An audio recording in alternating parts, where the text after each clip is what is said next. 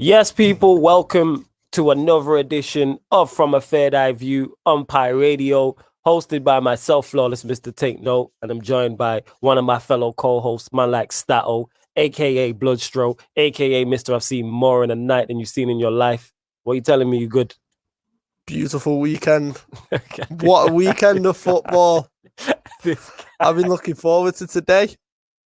How are you? I'm good. I can't complain. You know what I'm saying? We secured our top 4 place. Yep. Into a Europa League final. Yep. Certain other English teams didn't make it, but we'll get on to them. You know what I mean? Good evening to everybody listening. Mr. Aaron United will be joining us also shortly as well. And before we even continue the show, salute to our brother JV also. Yeah, he will be back on soon. Hopefully this month. We're hoping. We're just giving you updates. But yes, hopefully he will be back on during this month. Like, we haven't broken up. Like I said, we haven't broken up the Beatles. He's not been left off bad and bougie. Yeah, this ain't no Joe Budden podcast. Yeah, no Joe Budden podcast. There's no Joe Budden, Rory, and Mal situation. None of that. So yeah, salute to JV each and every time. Always, man. That's fun, man. Big up to all the regulars tuned in. Also, if you're a new listener, we just literally go through all of the Premier League results from the weekend and then we'll probably discuss Champions League, Europa League semi-finals, talking points as well, and just everything in the world of football, pretty much. You never know where the conversation is going to lead on this show. Stroh, as a Liverpool fan, this season, he hasn't had many things to come in to shout about, so we'll start there. We'll go with you. You haven't had many. It's been a disappointing season for you lot. Am I lying? No, it's been a disappointing since December. It's been a disappointing. Yeah, that's what I'm saying. So that's all right. The whole year, without into the 5th month of the year. It's been 5 months. Yeah. It's a long time, isn't it? So, like, you obviously was Premier League champions. You was looking to retain all that type of stuff in the Champions League, getting through, etc., etc. But where do you want to start, Stroh? Shock of the weekend. I know exactly where you're going to go. I just literally clicked on the result. So I'm guessing here, you are talking about Leicester 2, Newcastle United 4. No, I was actually going to say United Villa, but yeah, we can go to that if you want. United Villa. Wait, where are you lot in the league? Yeah, exactly. No, now you're talking with chest. Past 7 years, I ain't seen no pigeon chests around, not looking to talk about anything. Now you want to talk with chest. Yeah, I'm talking. Where you lot in the league? There we go. Behind West Ham and David Moyes, but we move. Are you lot ahead of Spurs now? You just ahead of Ryan Mason and that. All right, salute to Liverpool club doing this thing. Yeah, always, man. Always, man. And it's just jokes, people. No disrespect to the teams I mentioned. Nah, we're just running banter. Full disrespect to the teams. Yeah. Let's say that. Let's say that. But yeah, 4-2. So Newcastle at one point were 4-0 up. That is crazy. Yes. To me, that's even more crazier than the result. 4-2 is mad. Wait, were they actually 4-0 up? They were 4-0 up. I thought it was like 3-1, 4-1. Leicester scored 2 late goals. Mark Albrighton and Iheanacho scored late. But they were 4-0 up. You can see it there on the screen. They were 4-0 up. Joe Willock, who again just seems to continue to score. Like, what is going on? Go on. Steve Bruce, yeah. I said this when he came on at Tottenham. Yeah. When he came on at Liverpool. When he's coming on and scoring goals. Yeah. He's the first name on that team sheet. Right. I said this weeks ago, he should have been the first name on his team sheet. Huh? I also said a few weeks ago, the Newcastle were going to be safe, but we're going to come on to that later. Because you did actually say that. I'm going to give you your flowers. You were spot on with that. Because you look at Newcastle's team, I said Callum Wilson would start firing into goals. But yeah, he scored twice, yeah. I said that St. Maximin was going to have a big part. Pretty sure St. Maximin had a huge part. I said that Almiron was going to start hitting form. Almiron hit form. You look at that Newcastle team, it's just screaming for proper guidance. And Steve Bruce didn't really have to do much in terms of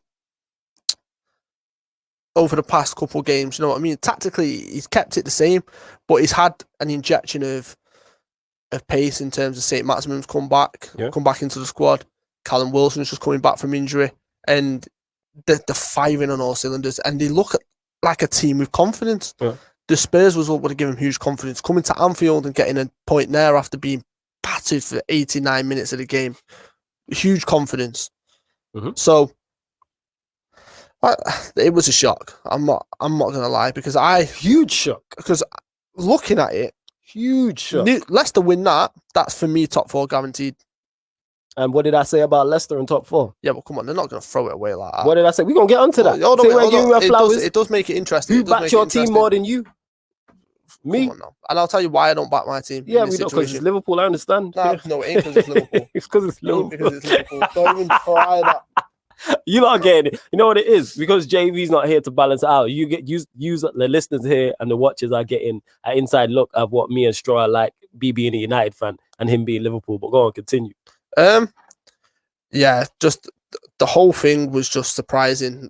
Newcastle on the counter attack looked deadly, which is another shock because that's another bolter Arsenal they've not had for years, really, since Benitez, because that's the way Benitez used to set up in. I think I said this last week. Steve Bruce saved his job. Steve Bruce has saved his job. Now, to some Newcastle fans, that's not a good thing. Although, yes, they are safe from relegation this year. Yeah, they can do better than Steve Bruce. Like, we're talking about. Hey, Newcastle. No, Steve. Hey, we gotta give Steve. If we're gonna give Newcastle credit, I'm just giving credit. Yeah. So it's like surely he deserves his shot. And if you would have looked at them fixtures as we did, it looked bleak for them. No, they got out. No, I knew they'd get out. But yeah, that's on Steve Bruce. Not mainly, but a lot of that's to do with him. You gotta give him full credit for getting out. So you give full credit to Ollie for this season? For doing what? Europa League final, securing top 4, challenging for a title. There's so much wrong with what you said, but we'll get onto that later. So what's the difference? What? Because it doesn't fit Steve Bruce. What? So what is it? Like, come on now. It's exactly the same thing. No, it is, because if we're going to give credit to Steve Bruce for the thing, you give credit to Solskjaer for what he's achieved this season. No. I give him credit for the second place, yes. What else did you say? Europa League final? No, because we shouldn't be in the Europa League. We are Champions League. We should not be in the Europa League. But once you get down there, you've then got Yeah, you should, because we have the best team there. That's the minimum requirement. I'm not giving you credit for doing the bare minimum. That's the bare minimum. If we didn't make that final, that is not solely on him, but he's a large part of that. Can you just repeat that? You're not giving him sole credit for doing the bare minimum? Yeah. Staying up with Newcastle is the bare minimum Steve Bruce has to do. He doesn't deserve no credit for doing the bare minimum. What you talking about? They don't have a good team. They don't have a team like that. They don't. They have. Right, let's go for. Yeah. So we're talking about bottom 10 at the table. Yeah. Callum Wilson walks into most top 6 teams as a striker. Yeah, but that's because top 6 teams. No, right. So is no. weak. No. So Callum Wilson walks in. Callum Wilson's an England international. He should not be at Newcastle United. He's better than Newcastle United. Let's get it. He's there, right? Go on. Saint Maximin walks into every top 10 team. Saint Maximin, I'll give you. Right? Yeah. John Joe Shelby, right? Experience alone. Yeah. John Joe Shelby should not be at Newcastle. But we know why he's there. Yeah, no, we know why he's there, but he should not be there. Look at Newcastle's goalkeepers. Dubravka was one of the goalkeepers of the season at some point in the past couple of seasons. Right, listen, Cardallo has been a standout this season. Yeah. Look at that. You've got Matt Ritchie, who's got bags of Premier League experience in terms of Bournemouth and everything like that. Almiron should not be at Newcastle. Let's not get it mistaken. I am a big fan of Almiron, I'm not going to lie. No, but he should not be there. Yeah.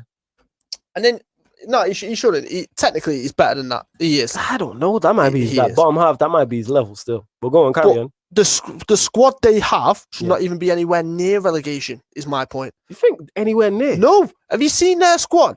I don't rate. You know what it is? I just don't rate it as highly as you do. That's what it is. I just don't rate it as highly. No, because like so when I say squad, I'm talking about if you put the certain individuals which make that squad a lot better than what it should be. Yeah. Right. You take Wilson out of that, as you seen for the run before Wilson come back, they were awful. Yeah. But they should not be there with the pieces to the puzzle that they've got. So Steve Bruce has done a bare minimum. Bear in mind, it's his issue, his fault, the reason why they're there in the first place. Some of the substitutions in games have been so questionable. Some of the setups in games have been so questionable. And I'm not even a Newcastle fan. Like, you genuinely, yeah, if Kendall was here, she would go off because some of the things Steve Bruce has said, some of the things he's done, like, does he deserve his flowers for this run? Yeah, but I expected it. Yeah, you expected, but he deserves his flowers for No, I've just said that. He does deserve his flowers because it's a tough run. Full bouquet and that, because they was looking bleak for them. Single rose. Nah, this guy, a single rose is a sweet thing to do, actually. So, yeah, that means a lot. You know what I'm saying? If you get a single rose. That's what that is. But, yeah, I still give him full credit. But back onto the game, yeah, definitely shock of the weekend. I'm here even looking at the numbers as well. It's like, Leicester peppered the goal, though. 25 shots, 9 on target. And then Newcastle had 14 shots, 6 on target. What's going on with defenses? What is happening? See, I don't read too much into shots in terms of, because you can have a team that'll sit back, that'll prevent you, and you can shoot from distance a lot because you get frustrated. That's true, but still, it's more so what's more shocking is the 14 shots from Newcastle. because the way that Newcastle set up, it took Leicester a long time to come to grips with it in terms of how to break them down first and foremost. But the problem Leicester had was they weren't ready or expecting Newcastle's threat on the break as much as what Newcastle did, because that's where the first goal came from. Joe Willock's, if I'm not mistaken, excellent finish, by the way. And some of the football he played was excellent. Joe Willock is a star in that team. How's Joe Willock not getting into Arsenal? He's better than Joe Willock is better than Granit Xhaka. Joe Willock is better than Dani Ceballos, who shouldn't be at Real Madrid, but he's at Real Madrid because he's Spanish. It doesn't make any sense. He's Spanish. Right? He's better than El Neni. I'll give you I hear what you're saying. Keep going. He's had a better season than Partey this season. Yeah, Partey has been Arsenal. Yeah, this is what I'm saying. Yeah, he has been Joe Arsenal. Willock starts for them. But he doesn't. Problem is that's just Arsenal for you. What Joe Willock has done is the same thing Lingard did when he left United. And it's like, where's his player been? How's his player not getting into our side? It's like Joe Willock. How's he not getting into Arsenal's side? But what I liked was, I don't know if you've seen it, was Joe Willock's interview. Go on, I didn't see his interview. So he basically turned around. He was like, I basically went to the manager and said, I have to be started. Given what I've done in the past couple of games and my contribution, I have to be started. Mm-hmm. For him to back himself, bear in mind he's on loan. Yeah. Like, do you know what I mean? Of course you would. Yeah, if you go in there and have that type of impact that you've had at Newcastle, of course. Yeah, but we've seen it so many times where a player will go out on loan. He's had a good impact, but he knows he's going back to his parent club anyway, so it doesn't really matter. The fact that he stood up for himself and gone, no, I need to be starting. Rightfully so. Look at this. I don't know what's going on with the Leicester defence there. It's because, like I said, they weren't expecting it. Yeah, St. Maximin should bag that. That's my only criticism of St. Maximin is in moments like that, he has to improve drastically. He's got to be more clinical. Yeah, but I mean, it's a good save to be fair, but he should never be giving the keeper a chance. He's got to score that. This is my point though, like, that's Sioncho. You can't get caught like that. Look how lively he is and what a finish that is. That's a great finish. Like, keeper got to do better there. But like, the keeper got to do better. Sioncho got to do better. Yeah, but he has not give Sioncho any second to breathe. Sioncho trying to take it, and then he's nicked it around him. That's a nice finish. It's a very on his weaker side as well. Everything about it, I like. Good finish. Nice. Yeah, that's very nice. 100%. What a header that is! Like, you got up high there. Got up very high. That's a big leap.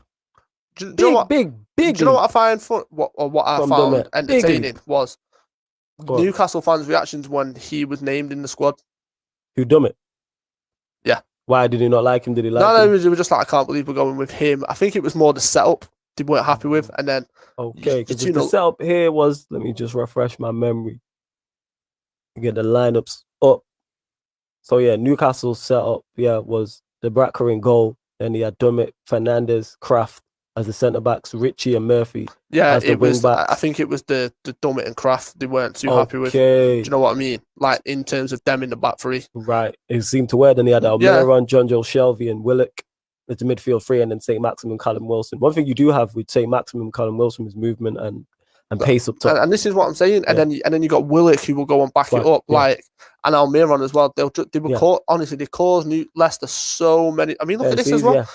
Ball so many problems. Pace. Yeah, that's what it is. Nice that's nice. That is composed. Yeah, that is composure. But this is what I'm saying. He brings you that. He's got the experience in the Premier League. Yeah. He knows. Do you know what I mean? He doesn't get unsettled in moments like that. Like as soon as I went through, even though he took the touch, which wasn't necessary, so he could have finished it anyway. I knew he was scoring. Yeah, because it's Callum Wilson. No, because it's Callum Wilson. Yeah, I hear what you're saying. And that's a nice ball. Good finish as well. Oh, sorry, hit the bar. And they put it in on the rematch. Sorry. If you rewind it a sec. That's nice, though. If you're a striker who's young and you want to watch film on movement, pulling onto the shoulder. The way he's done that. That is the perfect example. Because he pulls onto the... Look, he's with the other centre-back. Was it Almiron who played the...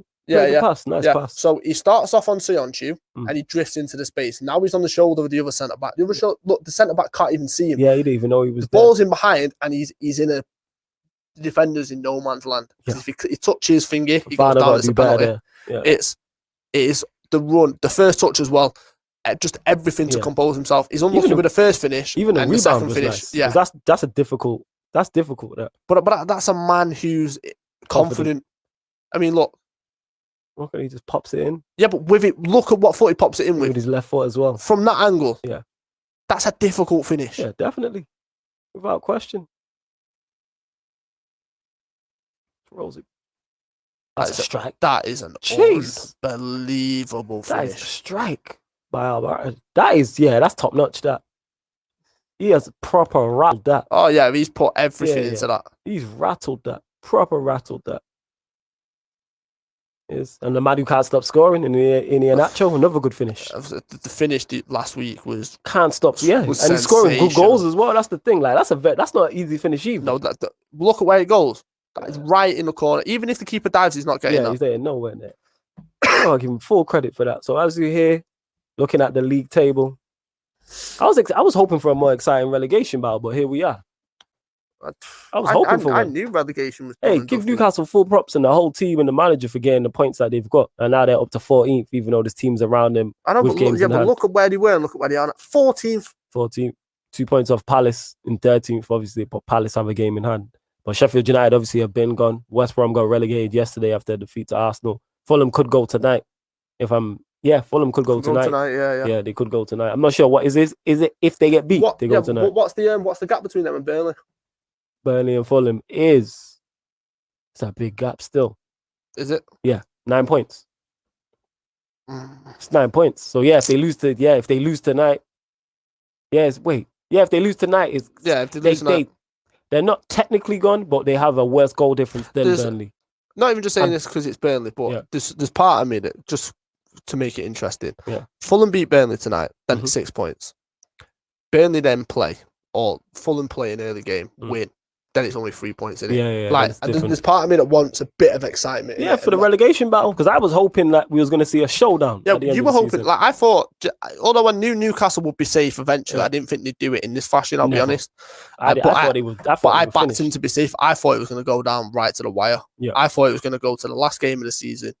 That kind of vibe, but phenomenal job by Newcastle. It is. Big up Ibrahim. He says big up.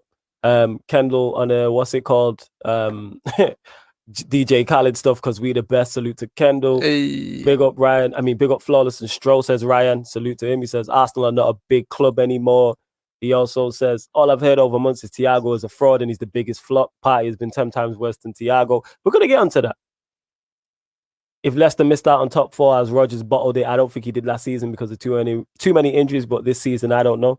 That's a great question. If they don't get top 4, have they bottled it? Yeah. Your opinion, Stroh. You reckon they bottled? Do you think they bottled it last season? Yeah. Okay. I'm just asking, all right, so why do you think they bottled it? Because they were X amount of points ahead. So last season, you can kind of understand why they bottled it in terms of they didn't have Iheanacho in the form that he's in. Yeah.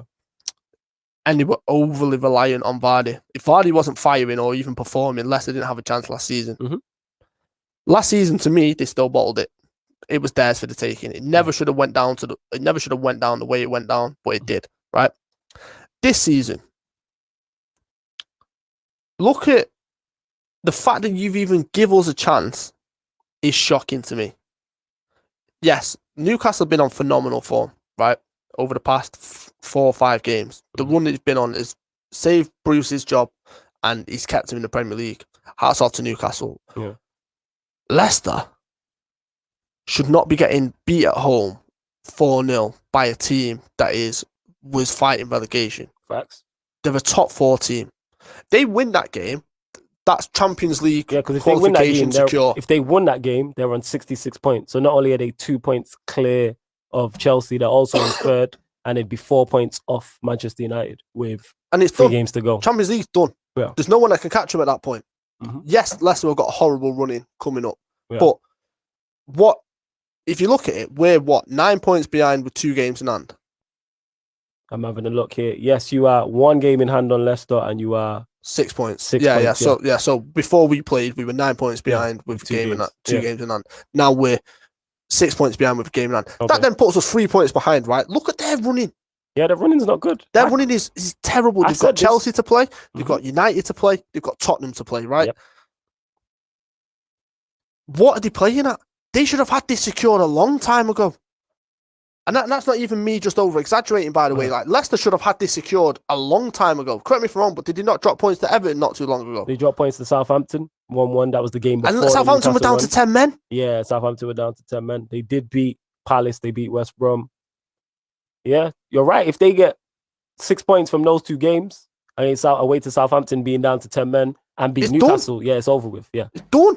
Yeah, there's no one that can catch him, and there's your Champions League qualification. How are you letting this potentially happen again? How have you left the door open for Liverpool, for West Ham? I'm not even going to say for Tottenham because it's Tottenham, but you get my point. Like you shouldn't be leaving the door open for us. You shouldn't. Yeah. Right. I just, and it gets to the point where I think he is a phenomenal coach. I've seen him on a training field. I've seen him in big games. When push comes to shove, I've seen this man, apart from his time at Celtic, but it's Celtic. I've seen this man crumble. And there is part of me that makes me question him in the big moments, you know what I mean? I've seen him in cup finals for us. Wasn't great. Yep. I've seen him in the 13-14 last run of 5 games. So after Gerrard does that infamous moment of we can't slip up, the slip didn't cost us the title. The setup for that game cost us the title. He didn't change. Yeah. We were tactically naive in that Chelsea game. We knew Mourinho was going to come and stink up shop. Yeah, you knew. So how have you not got a plan to counteract that? You knew what he was going to do. Yeah. And I remember this as clear as day. The whole talking point for that thingy was Mourinho's successor going on to win the Premier League, and has he learnt tactical stuff from Mourinho? Can he outclass Mourinho? And it was literally student versus teacher in that game. Mourinho took him to school and he outclassed him in every way. Yes, and we weren't ready for it because of how tactically naive we were. And the way that we set up as well. Yeah, and it was just like at that point, all we needed was a draw. Mad, and it was still in our hands. Because then we go away to Crystal Palace. Then we don't have to go for the Palace game as much when we're 3-0 up. And that doesn't happen. Do you know what I mean? Then we've got Newcastle at home in the last game of the season. Yeah. That was a simple run-in for us. But he fluffed it in a big moment. The Carabao Cup final in 2015. Fluffed it in a big moment. I actually forgot. I legit forgot that he was in that final. Fluffed that in a big moment with the way that he set up the squad. And the team wasn't good enough. Especially against that Manchester City team, who at that point were there for the taking. Yeah. And you look at Leicester last season, fluffed it, Champions League. They look like they're starting to trip up again, and it's just like, is that a mentality thing with him? Surely it comes from him. Yeah, because this is what I'm thinking. So you don't because they don't have players there that they have quality players, no doubt about it. You know how much I'm a big fan of NDD, and the players need to be held accountable, but the mentality starts with the manager. Because if they had a great mentality and had already confirmed Champions League and top 4, which they should have done already, we're praising Rodgers' mentality. We're praising him. So on the flip side, we have to criticize that the door's still open because they weren't. This is the same thing that happened last season. There was clear points ahead. Yes, injuries happen, but every team gets injuries.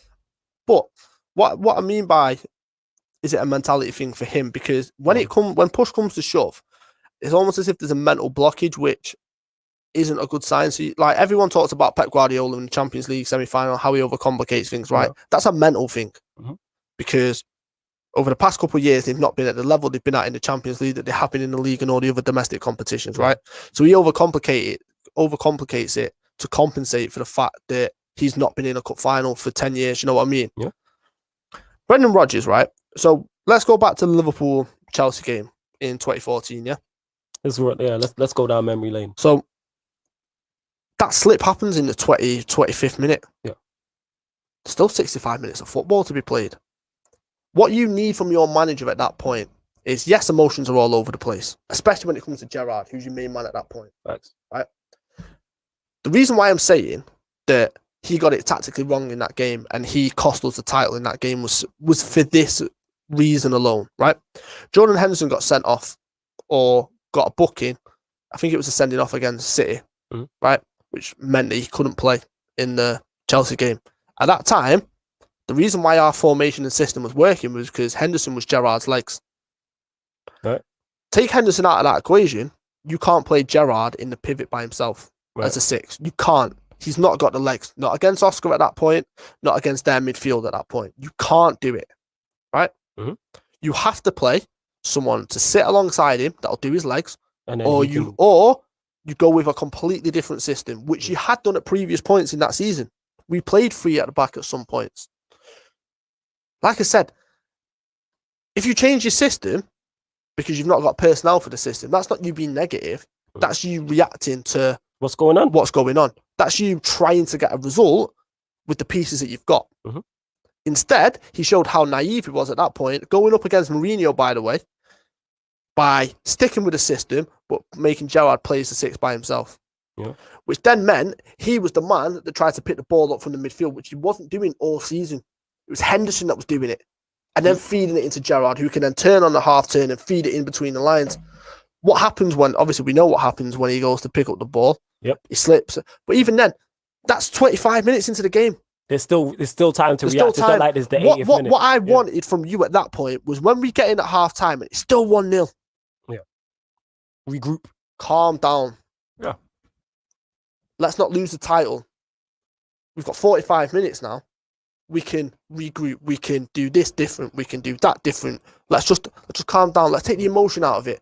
Because if you look at us, how emotional we were, you've got players trying to get the ball off Mourinho on the sideline. Yeah. We fed into his game plan. Yeah. We just fed into it because there was no leadership, lack of guidance in that, and that was a huge moment. And that's why you need your manager to stand up and earn his money. Exactly. And now I'm looking at Leicester this season, phenomenal up to the past 3-4 games. When it's time to stand up and be counted as a manager, I look at Rodgers and I just think of last season. I think of us in the 2013-14 season. I look at Swansea to an extent, and it's just like there's certain things which stand out like a sore thumb. Has he reached his ceiling? In terms of when I say has he reached his ceiling, is the best he can do is turn your club fortune around, play good football, great investment, fans will like him, players will like him, but he can't reach top 4. No, because it's fifth his ceiling. No. All right, so say they do finish outside the top 4. Now it becomes a thing. Last season could have become a one-off where you just say it's a blip. If this happens 2 seasons in a row, now it's a bigger talking point. Yeah. Now it's a problem. Yeah, now it's a problem. But I will say this in his defense. He's still very young in terms of management. Very, very young. How long? Okay, then. But to me, I know football is very reactionary. He has to get top 4 next season. No, he does. But what I'm saying is I could see him going to Tottenham as an example, and he would have a drastic impact like a Pochettino had. Oh, yeah, definitely. He's that caliber. What he needs is that one moment which then tips him over the edge. Yeah. Him securing top 4 this season would be a massive thing for him. Massive. Mentality-wise, to the squad, just everything. Because their recruitment has been incredible for the past 4 or 5 years under him specifically. Yeah. You lose Chilwell. All right, we'll get Castagna. Maguire goes. We get Soyuncu, who's been a standout. These men replaced Kante with Ndidi. Exactly my point. That's crazy, you know. That's wild. And they replaced Danny Drinkwater with Tielemans. Yeah, that's nuts. Levels. Do you know what I mean? That's crazy. Different levels in terms of that. So their recruitment's been absolutely spot on. Big up Kieran in the place and that. Big up Kieran always. But I think Rodgers needs it more than anything, this top 4. Not even just in terms of Champions League, the money, the Champions League experience. Yeah, because like I said, now this is, for him, because now this is the black mark against you now. Can you make it into the top 4?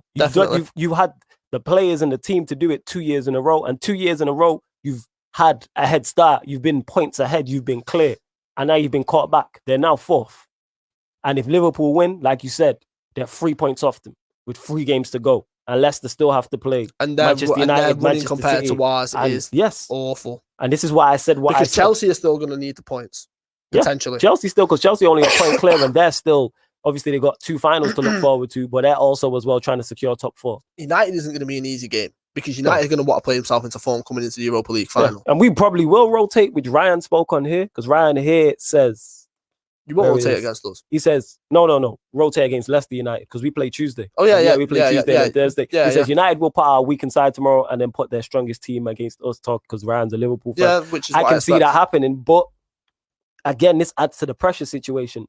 That's more, already going into that game, Leicester are under more pressure than Manchester United. And more to the point, you want to still put pressure on City. Yeah. You don't want to make that as easy as it can. And adding into that, if we then play a weakened side, it's now more on Leicester to get the job done. The same way it was more on them with the Southampton red card, the Newcastle home game.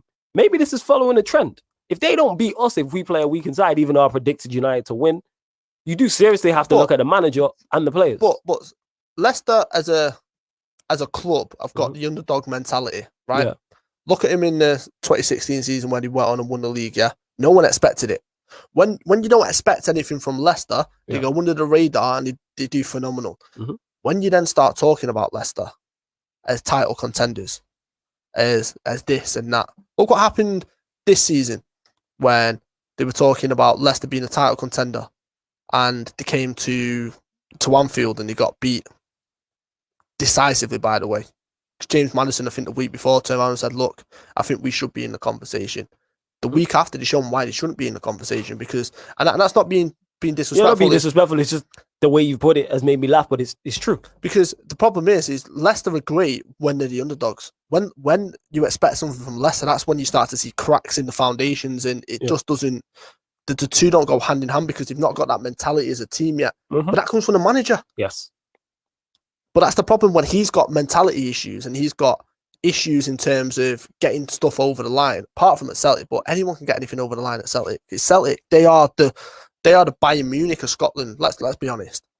Until Gerrard went there, which is a whole nother talking point, a whole nother topic. But yeah, that's my big made issue a great point here, Leicester. And this is something we've overlooked as well. And big up to you, Ryan. That's my guy. You can catch him on Sarcasm City TV with me on the Sarcasm City Sports Q&As. He says Rodgers winning the cup on Saturday could be massive for him, and that's true. If they don't finish top 4, but they win the FA Cup, that changes everything. It's like now you have a trophy. Getting top 4 result is massive because of what happened to them last season. What happened to him last season? That trophy is huge. But that trophy is huge for them as a club, number 1, and 2 for him as a manager to get his first major trophy in the country.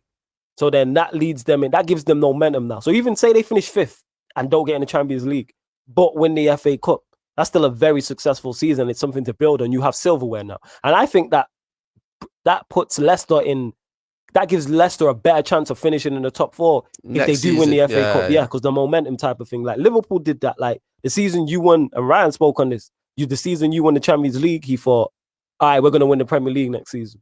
Because then that gives you more momentum and more confidence going into the season afterwards to go and pick up that trophy. Like winning, not all the time, but winning can breed winning. Yeah, exactly. And I think people overlook that. Like there's a reason that Pep has come in to Manchester City and he targets the Carabao Cup. Mourinho, with his stint at United and his 2 stints at Chelsea, targets the Carabao Cup and welcome. You get me? We got royalty in the building. Royalty. You get me? Royalty in the building. Yeah, just pull up a chair, family. In the building.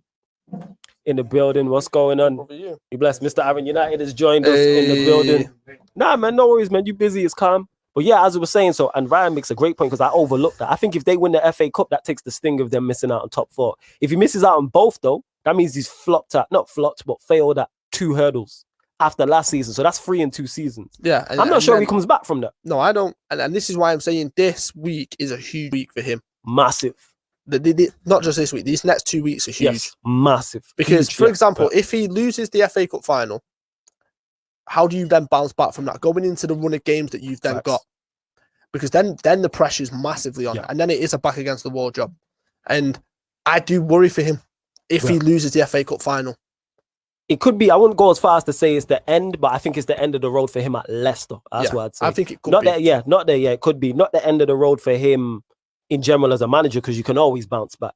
But not finishing the top 4 last season, and then this season, and you had a gap then, and you didn't manage to finish in the top 4, and then this season as well, you had a head start, you were points ahead, and don't finish in the top 4, and on top of all that, losing the FA Cup final. Yeah, it's a lot. Like that's a lot. It could be the end of the cycle, not for the team, because the team's very good, but I'm just saying him at Leicester. How do you bounce back from that? But even then, though, there is certain parts in that team which will be targeted this summer. Indeed, it will be looked at by someone. It better be the red half of Manchester. It would not surprise me for Bayern Munich. Someone of that would look at him and go, we can do something with that. How he's, and that's no disrespect to Leicester, how big top teams haven't looked at him and gone, he's perfect for us. Manchester City.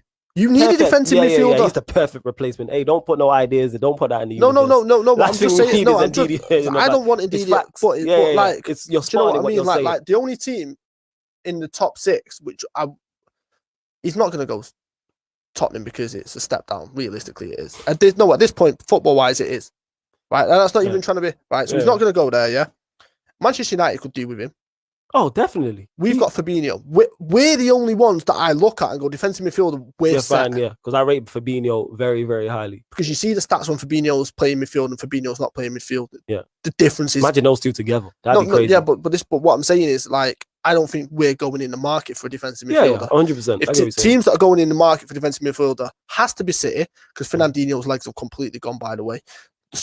He's just not the same player. Mm-hmm. He's not that standard anymore, right? Okay. Manchester United need one drastically, because imagine you were to play a free midfield of him sat, because he can play that pivot by himself. Yeah. Oh, definitely. Oh. He can go side to side. Oh, jeez. Then imagine the freedom that gives Pogba, that gives Bruno Fernandes. Transforms our team that gives defensively and offensively. Yeah, it does. I've said this. It's drastic. Yeah. Because then that relieves the pressure on a Maguire. Yeah. On a Luke Shaw going forward, on a Wan-Bissaka going forward. Yeah. Lindelof, if he's playing. He transforms that midfield, but not just that, he transforms the spine of that team like that. Yeah, I've said this. That's why to me, it's the most important position as a Manchester United fan. Because not only does it improve us defensively, it improves us going forward. And this is how you know how drastic that can make a difference. We've not got a defence this season, centre-back wise. Look at the difference when Fabinho's in that team. Yeah, it's massive when he plays. We've won 4 out of the last 6, keeping 3 clean sheets. Why is that? That's not down to Kabak and Phillips, who have been phenomenal in them games, by the way. Yeah. That's not down to them. Look at what's going on in front of him. Look at the mopping up, the putting out fires before they even start. That starts with him. Yeah, I think he's quite. You put an Ndidi type in that Manchester United team. Different. It's a different. I don't think there's many teams, and you mentioned Bayern Munich. I don't think there's many teams in Europe he doesn't improve. That's the crazy part. Imagine you put him in PSG side. That's what he could do. The Ghana Gay role. Yeah, and he can do it to a Gay better. Goes out of that team. You put Ndidi in there, and he's a better version. Because I rate Gay. Yeah, but he's better. I think he's better. But this is what I'm saying. So they've got Ndidi in that team. Yeah. Madison's going to get looked at in terms of a big. I'm hearing Madison to United. I've heard that rumor, but it wouldn't surprise me strongly because he would be a cheaper option than what Grealish would. Let's be honest. True. Right. Tillemans. We need a new midfielder because Wijnaldum's going. He's the perfect replacement in my eyes. Yeah. He can do everything that Wijnaldum does. Keeps hold of the ball well. He's tidy. He wouldn't cost you an arm and a leg. Yeah. You then look at the centre back, and Ricardo should be getting picked up by someone because he's a phenomenal talent. Castagna at left back. Soyuncu. Do you know what I mean? You're looking at people are going to start to look, especially if they don't have Champions League. People now are going to start looking at Iheanacho in a different. Yeah, in a different light, just because of the season that he's had. Look at the impact he's had over the past 10 games. Yeah, they wouldn't be where they are without if it wasn't for him. Got I think it's like 16 goals in 16 games or something crazy like that. But yeah, before we move on, we'll get your thoughts on it, Aaron. So we were talking about Brendan Rodgers, and if they don't finish top 4 again and lose the FA Cup final, is it the end of the road for him at Leicester? Like, do you think he can bounce back? Like, what's your thoughts on it? I wouldn't go as far as saying he could get sacked, but I think he'll be under a huge scrutiny because they basically let top 4 slip last season. Yeah. And then, this season they've done well.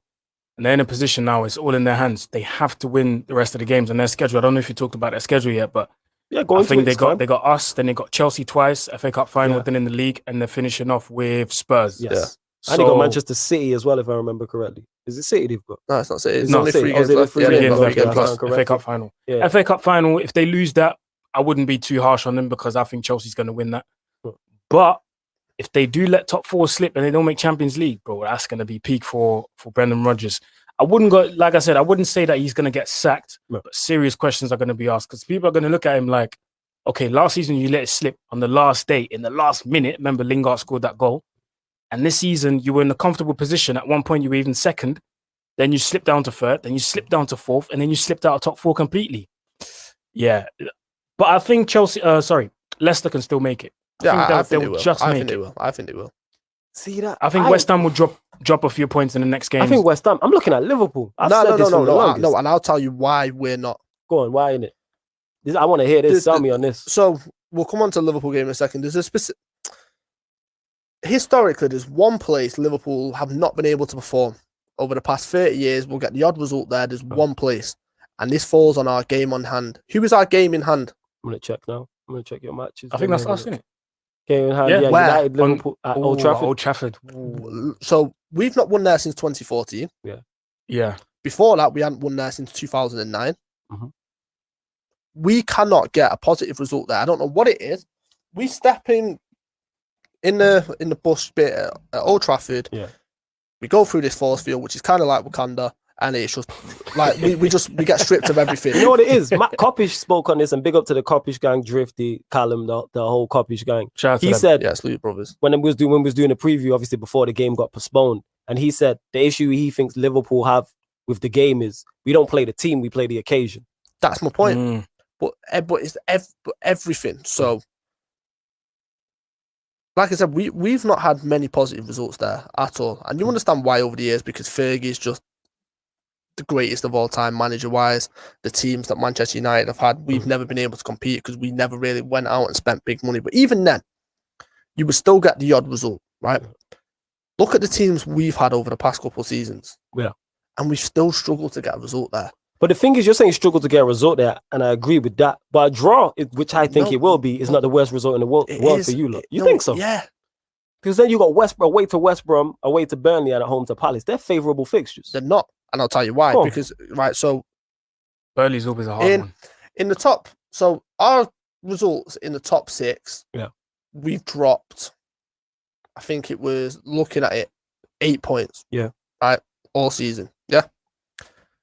Against the bottom 6, we dropped 22 points this season. Mhm. Us. That's a lot. That's a lot of points. That's drastic. Yeah. So what I'm saying is, Go on. because and this is a theme, you can go back to the Leeds game, you can go back to the Leicester game. I mean, not Leicester game, you can go back to the Leeds, the Newcastle game, you can go back to the Burnley game, the Brighton game, you can go back to all these games, and there's one reoccurring theme. Yeah. Is we battered them all over the pitch. But when it comes to getting that crucial goal, either you kick on from the first to the second goal. Big up Hammers Redmond as well. You know what I'm saying in the always. chat, if that is the real Hammers. But salute to Hammers. You know what I'm saying? I'm hoping it is the real him. Big up to Hammers. So specifically, you look at when it comes to the Burnley game, we couldn't get that one goal. Brighton, we couldn't get that one goal. Newcastle, we couldn't get that second goal. Leeds, we couldn't get that second goal. You know what the difference is, though, with these fixtures I look at? West Brom and Burnley are now not playing for anything. No, but what I'm saying is, we've not got the defence that we've had where in terms of, look at us last season, we were winning games by one goal on multiple occasions because we had the defence and the midfield, the structure-wise, to say, we are more than comfortable to see this game out. Yeah. That's the 3 points. I want to be wrong about this. We can't do that anymore. But my problem is, we go to Old Trafford, Kabak's now injured.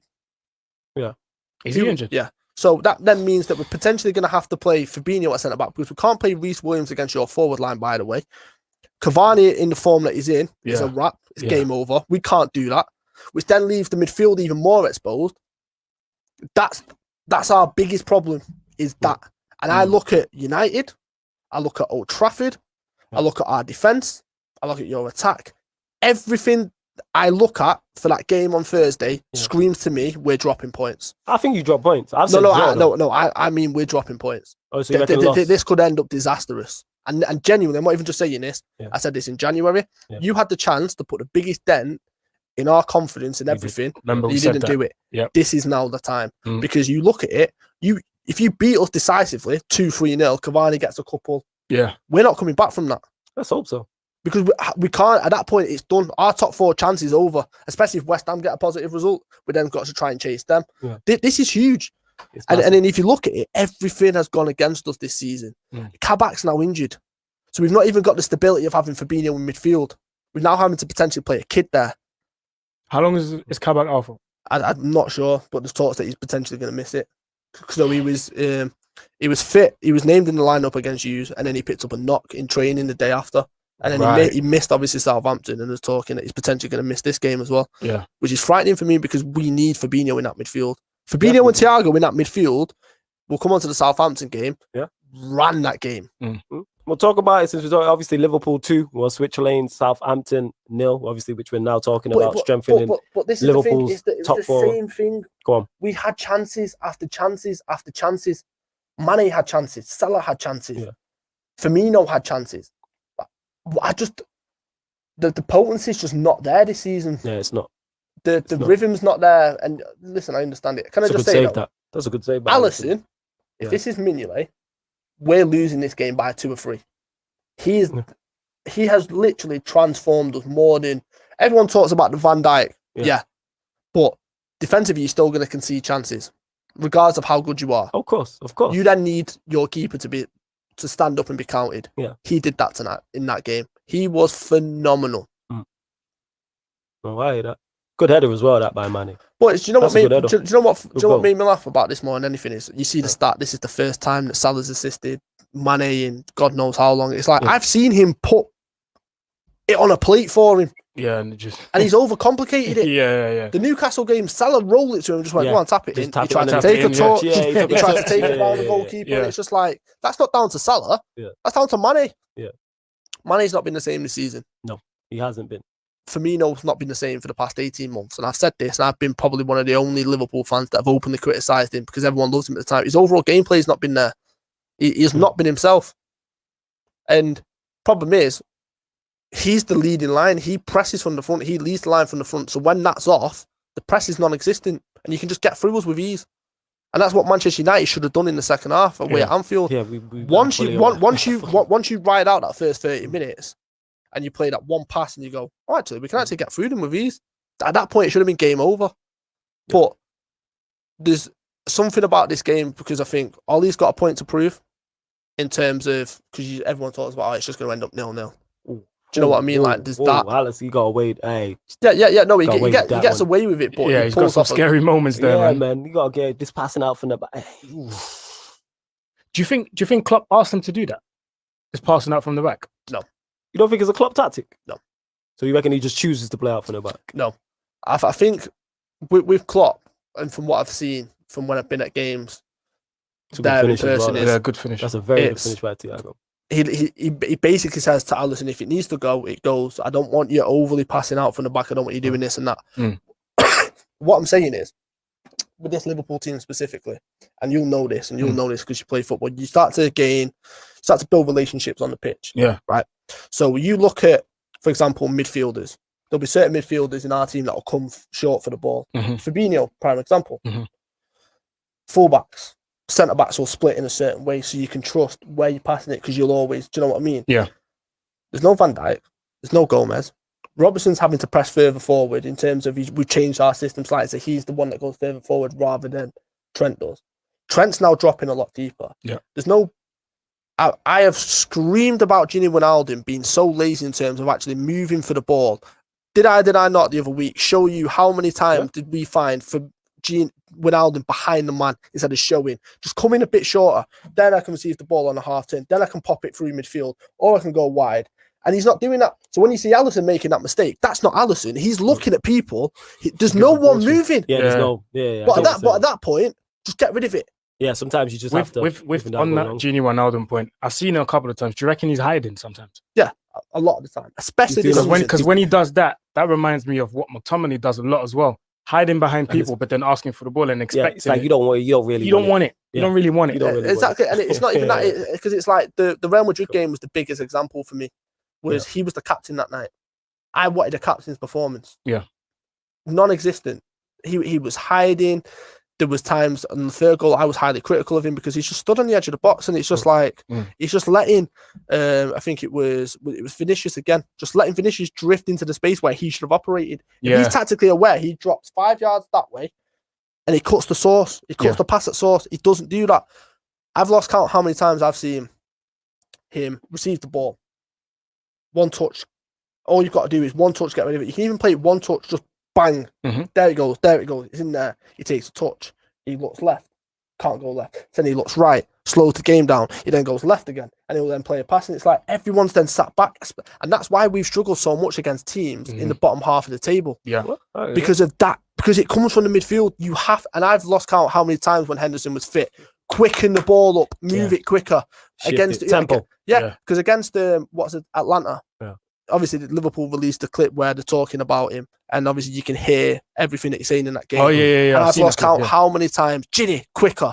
Ginny, move it quicker. Yeah. He's not got that voice in his ear now. but they become, some of them have become complacent in it because they know the captain's not there and nobody's there to tell them off when they need to be. Do you know what I mean? Exactly, because think about it, and that's why there's no coincidence that Milner's now been brought back into the team. And look at the difference now that Milner's back in the same thing. Yeah, because he's a seasoned pro. He's a Henderson type midfielder.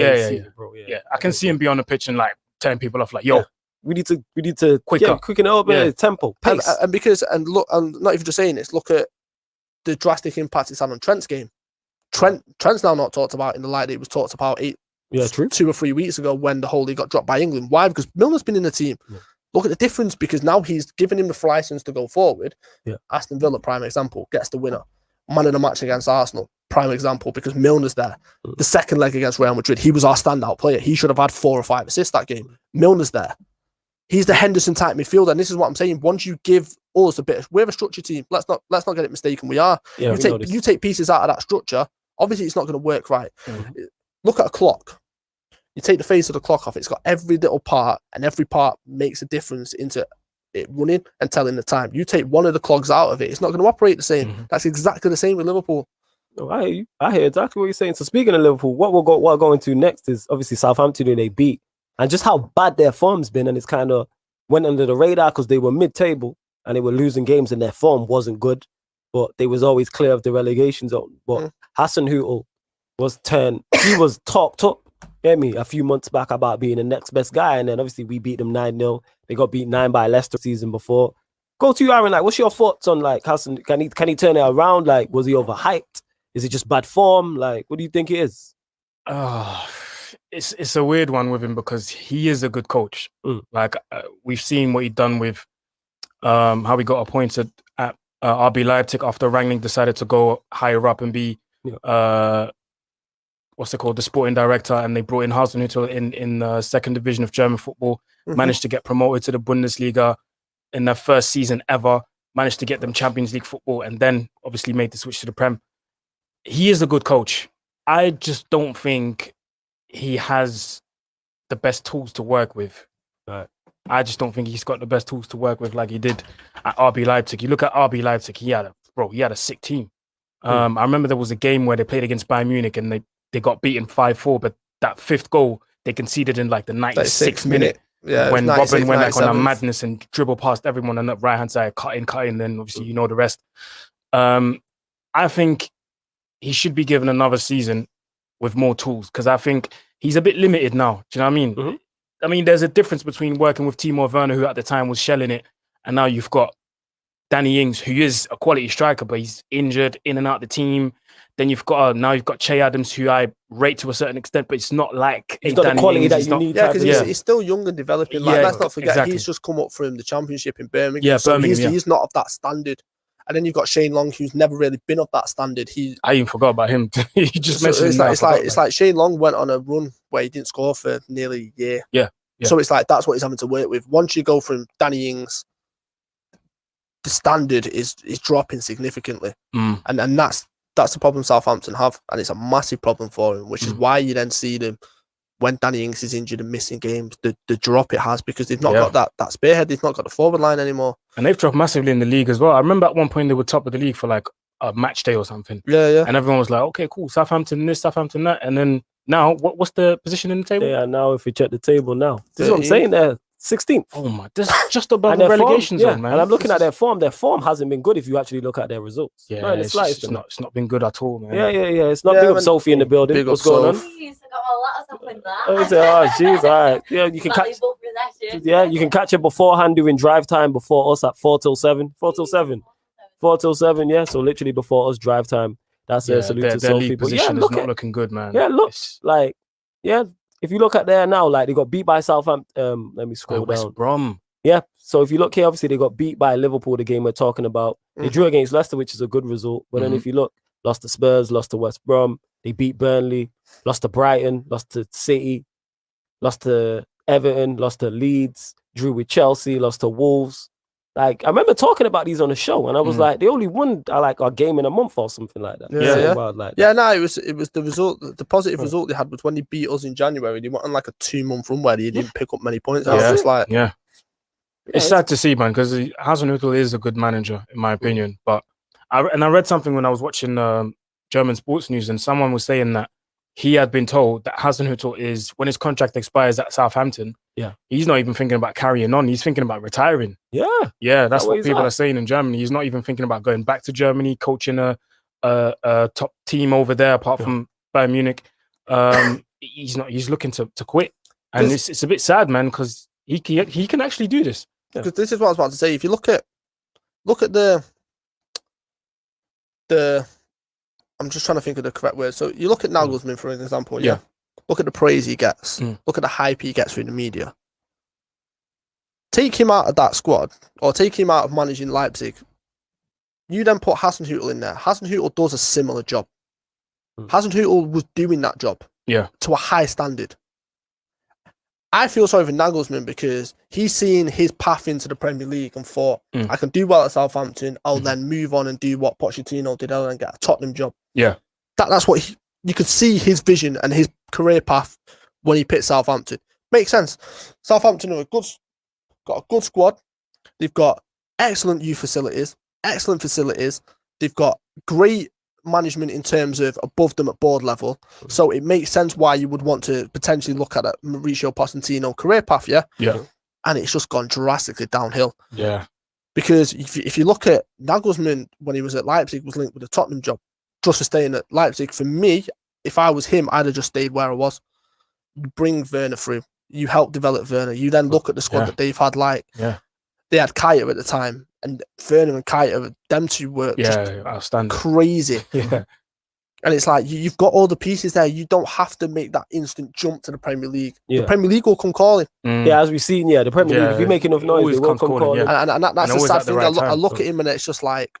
Yeah, because he was talked up as, put it this way, he was the Norwegian Klopp is what he talked him up as. Yeah, like he was talked up as. And you know what's crazy is that Spurs, the job has become available and he's not been linked with it at all. Whereas I think if you fast forward the past 12 months ago, he's getting linked with that job. There was talks. He's getting linked and he's in talks with it. Like, is he going to make that jump up? Like, we've seen Poch do it when he went from Southampton, he went to Spurs, now he's at PSG. And is Hasenhüttl going to follow suit with the Southampton? Not necessarily Spurs, but a bigger jump at Leicester or something like that. At West Ham, obviously, I know they do have managers, but I'm using them clubs as examples. And it seems that it's really fallen off. But it'd be interesting to see, like Aaron said, if he gets more tools, if he's backed in the summer, will that help him? Because he does seem, to me, he seems like a good coach. That's one thing I can say. Like, even though, no, he's a very, he looks like a very good coach. They organize, they play good football. There is a system, there's a style of play with them. You can see it, no matter if Ings is playing or not. Yeah, but even the recruitment they've had under him, I think, has gone underrated and under the radar. He got a tune out from Minamino, which we were struggling to get a tune out of Minamino. Yeah, because at one point he was fired. Yeah, Minamino, I remember. I forgot about that. He's got the best out of Redmond at times. Valerie, who was non-existent, do you know what I mean? He's got a tune out of him. The guy who scored a banger at Old Trafford. Yeah, he did. He scored that left foot banger. Bednarek and Vestergaard, at one time, they were a phenomenal partnership at this point this season. Like, he's got a tune out of them, which like I said, it's just, it all depends. The problem with he's got at Southampton is they've not got bags full of money. Do you know what I mean? Yeah. So they have to be clever with their investment type of thing. All right. Well, we'll switch lanes and we'll go to you, Aaron. What game do you want to go into next? Obviously, we spoke about Leicester, Newcastle, Liverpool, Southampton. So which Premier League game from the weekend do you want to go into? You know what? Let's talk about Arsenal. Let's talk about Arsenal. Let's talk about the Gunners, man. I've been waiting for this. Let's talk about the Gunners. You know what? We need we'll talk about Arsenal beating West Brom, but obviously, and we'll discuss them, not making it to the Europa League final. And we need to do an in-depth on Arteta, how good their squad is, where do they go from here, how they're just a falling giant. Are they now a mid-table club? All joke and all banter aside, are they now legitimately a mid-table club? We're going to discuss this as well. But let's talk about the game. Obviously, they won 3-1. Is this just me? Maybe it's just me because I love bantering Arsenal. Was Pepe's celebration not wild to you? Yeah, I didn't understand it. Yeah, because I was trying to figure it out, what it was for. So for example, when was the last player you seen do that?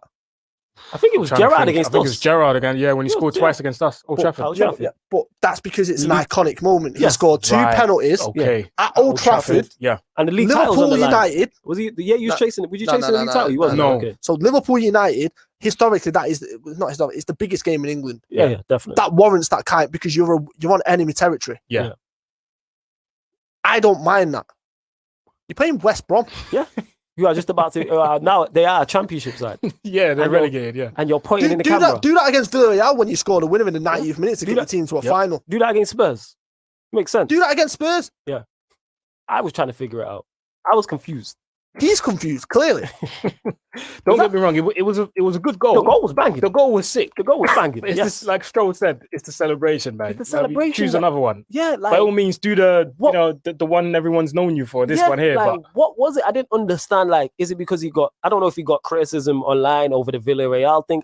I seem to have missed something. There's a piece of the story that's missing because I don't get that celebration. Yeah. That's someone who's been under criticism responding like that. If he'd have been under heavy criticism and then did that and then scored, it makes it more understandable. I don't get it. But to be fair though, maybe I'm gonna have to talk to an Arsenal fan and maybe clear it up for me because I'm lost. But to be fair though, that image, it sums up Arsenal as a collective. Yes, it really does. Because it's overhyped. Yep. It's not needed. It just sums up everything of Arsenal over the past couple of years. It leaves you with more questions than answers. And that's been Arsenal for the past couple of seasons. Yep. I mean, yes, they beat West Brom 3-1. You are a championship side. They should be beating West Brom. They're a championship side. They literally just got relegated. Looking at these images now, and looking at this footage now, how good is Matheus Pereira, bro? He's going to get picked up. He's going to get picked up. Yeah, just Stroll spoke on him. Yes, he's going to get picked up. He has to get picked up. I can't see him play in the championship next season. Impossible. Do you know where I could... So there's a certain manager which I think would get the best out of him, right? Bielsa, Carlo Ancelotti. Yes. They're the two. The Everton one is definitely... Especially Ancelotti. Yes. That is definitely a great option for those. Yes. If I'm... Leeds, the goal's sick. Yeah. If I'm Everton, Pepe scored a because you can get him for cheap. Mm-hmm. He's got Premier League experience now. He scored some big goals against Arsenal away. He turned up against Chelsea. Mm-hmm. Like, he can play. Yeah. Like, if I'm someone, a squad like that, he is the first name I'm looking at. Even Wolves under Nuno, he is someone like Everton that. just sticks out to me. Yeah, I thought you was going to say when you said a manager. You know where I thought you was going to go? Maybe Leicester. That's what I was thinking. Brendan Rodgers would get something out of him. When you say that. Especially, for example, if Maddison moves on or someone like that. Yeah. But Ancelotti's the standout one for me. Yes, definitely. He fits that perfectly, what they're trying to build. If you add a Pereira and you add a couple other players like not Allen and then you don't need a Wobie. Hey, look at this run, man. Yeah, that's a quality goal. That's a quality goal. I forgot that's where he started out. He started out in his own half, man. Yeah. That's a quality goal that he did. Yeah, he's definitely Pereira's a baller, man. Yeah, he's definitely getting picked up. He's definitely. I can even see the other guy, and I don't know if he's on loan or not. Their striker, Diagne. I don't know if he's on loan or not. But if he is permanently at West Brom, I can see someone else pick him up as well. Actually, that's a good point. I actually don't know if he's on loan or not. I don't think he is. Their striker, Bitek Mane. Yeah. Oh, the Diagne. The Bitek Mane. That's what we didn't know his name at first, and he had the same haircut with the blonde line in his hair. So he called him Bitek. Yeah, he's on loan from Galatasaray. Yes. Okay. He's on loan from Galatasaray. Yeah. Okay. Yeah. And the 40 facts and context says, Pereira was doing bits in the championship. It shows. He understands. Yeah, him and one of their wingers who, for some reason, just doesn't play. I don't know why. What's his name again? Diangana.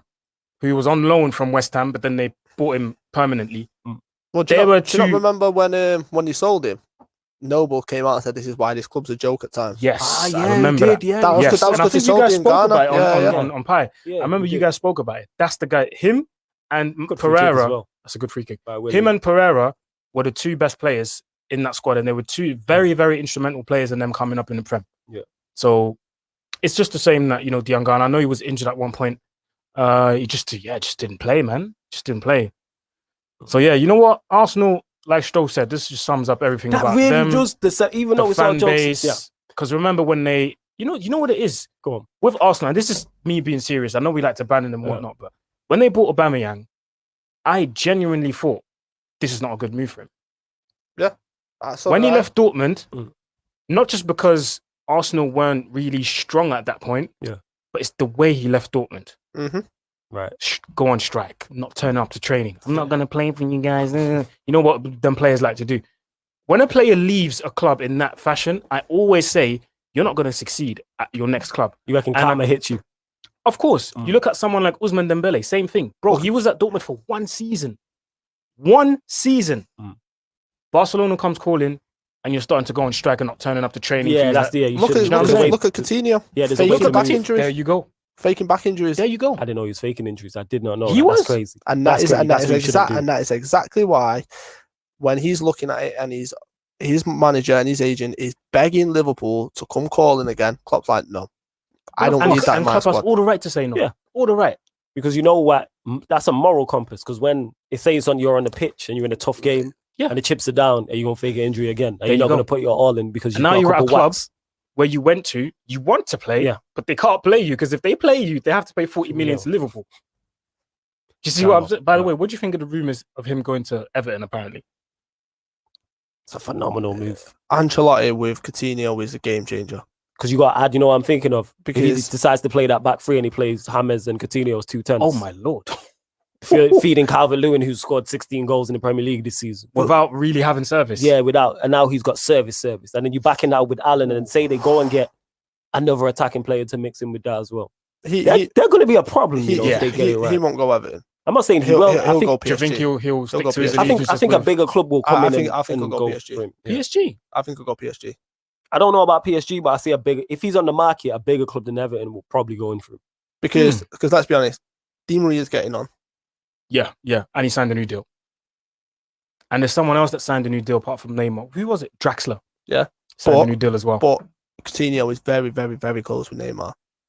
Oh yeah, makes sense. Of course, Brazilians. Yeah. Here's the thing: where do Arsenal go from here? Because I'm looking at it. They finished 8th last season. They're currently in 9th, so they could finish anywhere from 8th to 10th. Well, 8th to 11th. But let's say, for instance, they finished 9th because that's where they currently are now. You know what would be best for Arsenal?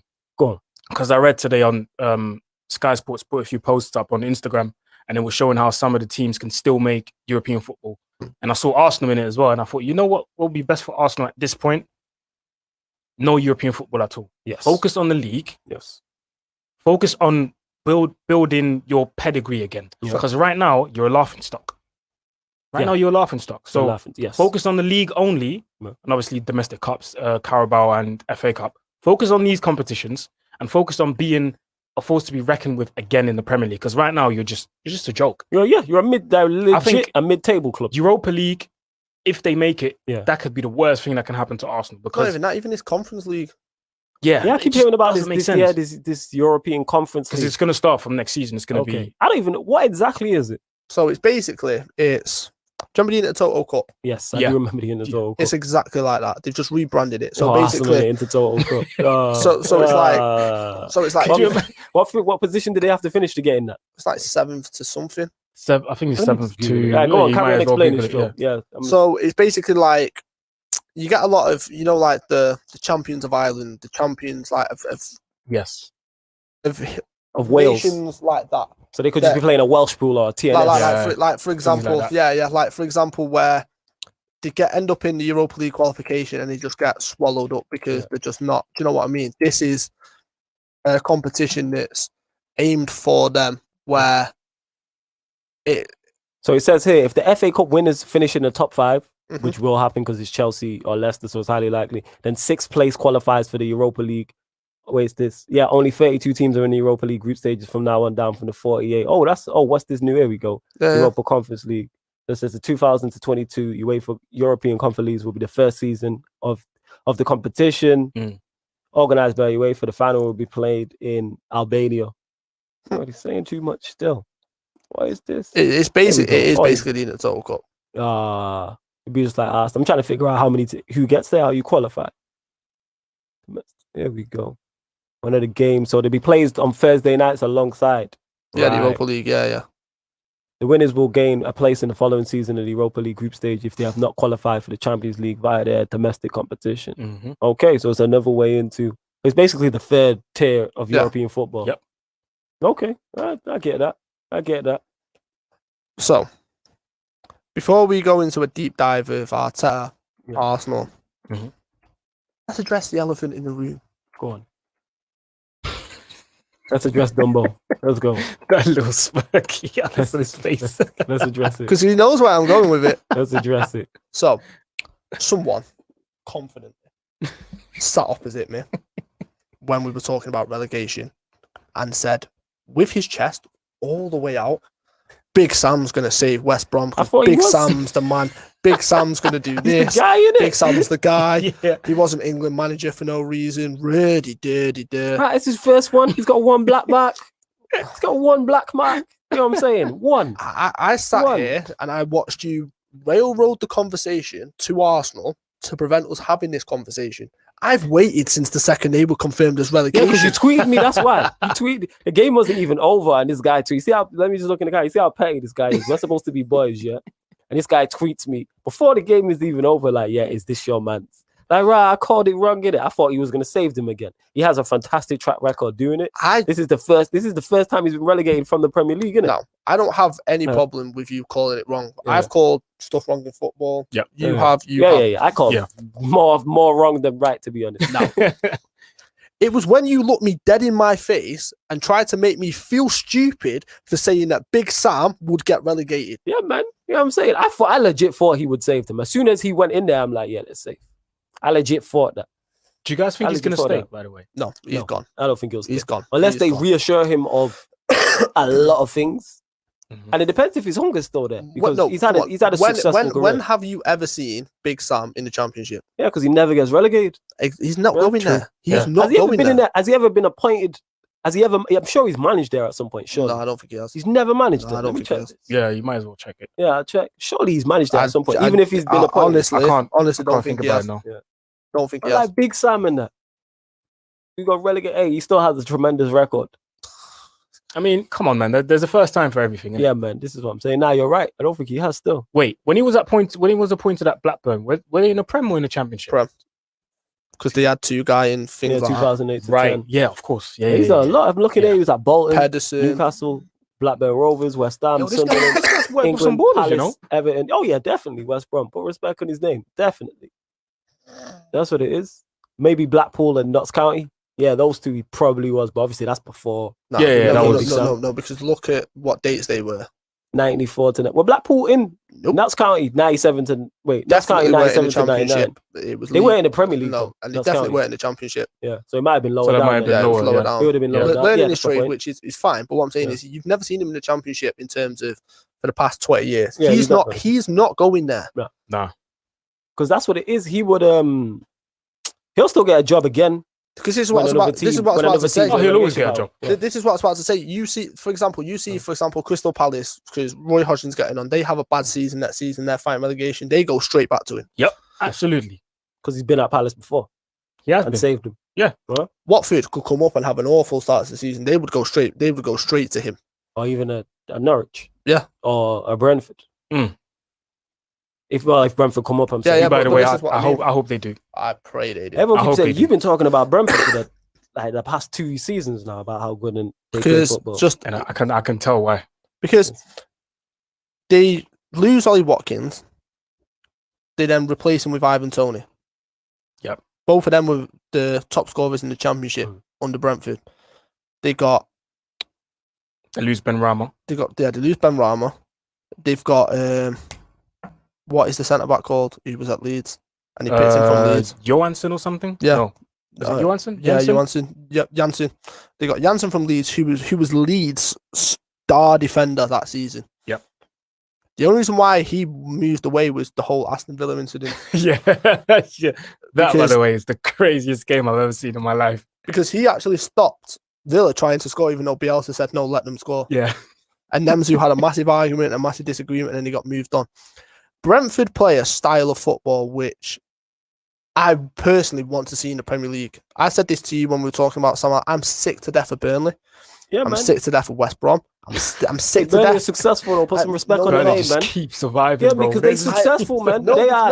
No, they're not. They will do what Stoke did. They are survivors. They will try to play a certain style of football. It'll backfire, and then they'll go right to where they belong, right back in the Championship. I'm sick to death of these dinosaur managers. Hey, I really am. Sean Dyche Sean Dyche doing this. What do you mean? Put respect. Does he not survive? Put respect on his name. Just what I'm saying. They do it in the previous fashion. No, they survive. He's doing the right. Before you got here, you made the comment about Ollie. He's doing his bare minimum. Sean Dyche surviving with Burnley is a bare minimum. Nah, because they don't have a good side. What? They don't have a good side. Come on, fam, really? Side. They don't have a good side. The only player that I rate Dwight McNeil. is That's Dwight it. McNeil. That's it. Right? Tarkowski. Okay. Get me? He's I don't not really not rate in. him like Put it that. this way, You don't have to rate him, but would Tarkowski would Tarkowski fit into most top 10 squads? Yes or no? Top 10 squads. Squads, yes. Could he do a better job than what Dyer's doing at Tottenham? Absolutely. But Dyer's not a centre back. Could Ben Mee do a better job at Tottenham? Yes. Yeah, but Tottenham are the worst. You can't take, but they're the worst. No, they're not. They're the worst defense team. Where are they in the league? No, they're the worst. No. To Where add to your point, league? no, not about where they are in the league. Tottenham are the worst. Have the worst centre backs in the top 10. Exactly. They have the worst. So that's why I wouldn't say that. My point is, if Tarkowski, if Burnley go down, what I will say is, if Burnley go down, how many of their players are getting looked at and picked up? Very few. No, I can name you all of them now. Who gone? Right, Dwight McNeil. Dwight McNeil, I agree with. Chris Wood get picked up because of the goals that he scores. I agree. 2. Tarkowski. I agree. Ben Mee. I don't think so. I don't know about Ben Mee. I don't know about them, man. Them players there, but that's the reason why we rate. Yeah, Nick Pope would definitely get picked up. Nick Pope, yeah. The reason why we rate, but it's 2 or 3. The reason why we rate them man so highly is because of how he uses them. He uses Wood and Barnes and leads his man to the best of their ability. That's the point I'm trying to make. That's why I give him credit for it. That's the point I'm trying to make. Because I don't think they're not a football inside when I look at their players. And that's the whole point I'm trying to make is he's doing he's doing the bare minimum with them to survive. Yeah. I'm not disputing that. That's all. That's why I'm giving. That's what I want. For. I want a Premier League full of Brentfords, Norwiches, Leeds. Look at the past 2 seasons with the teams that have come up. Look at Wolves. Yeah. How they just changed the whole. When you see a team coming up and you don't expect much from them, and then look at what they've done. Look at Sheffield United. Look at Leeds this season. Leeds were but Leeds were historically hated by everyone. No, you still if you're a normal human being, you still dislike Leeds. Apart from United fans, you know what I'm saying? Leeds are most fans' second teams this season. They love watching Leeds. Yeah, because you know what that is though. I don't want to sit there and watch. Nah, you know what it is though. Newcastle. No. Monday night. I don't want to watch Burnley and Newcastle, but my point is, you're talking about it from an entertainment factor. We're talking about Wolves with Nuno. We're talking about Bielsa at Leeds. They're 2 better managers than Sean Dyche. Chris Wilder wasn't. They are better managers. Chris Wilder wasn't. And where's Chris Wilder now? That's my point. There's no longevity. Like, it's all well and good having, like, Ryan's in the comments talking about Graham Potter and playing great football and all that. But there has to be a balance over results. No, like Eddie, people are hyping up Eddie Howe. The same way people are talking about Graham Potter is now the same reason. The same way people are talking. We're talking about Eddie Howe. But now's where Eddie Howe. Say something about Graham Potter. We get these. I call them flavor of the month managers. No. Where they come I completely agree. They play good football, even though Nuno doesn't play great football. But my point is this: Nuno just has better players. He's a better manager. My point with this is Burnley, or with Burnley specifically, right? Is there's an issue with the takeover. There's an issue with recruiting players. There's an issue with keeping players. At some point, that bubble and that balloon's going to burst. Yeah. They have got some standout quality there. You see them in games so many times this season specifically. Let's not forget, they got into the Europa League a couple of seasons ago. Oh, yeah, people forget that. But they couldn't handle it because they didn't have the investment in the squad to manage the game. So that's why they struggled a lot last season. Yeah. And they've got the hangover from that this season. Next season's massive for Sean Dyche. Massive. He has to kick on. Has to. As a manager, you have to kick on.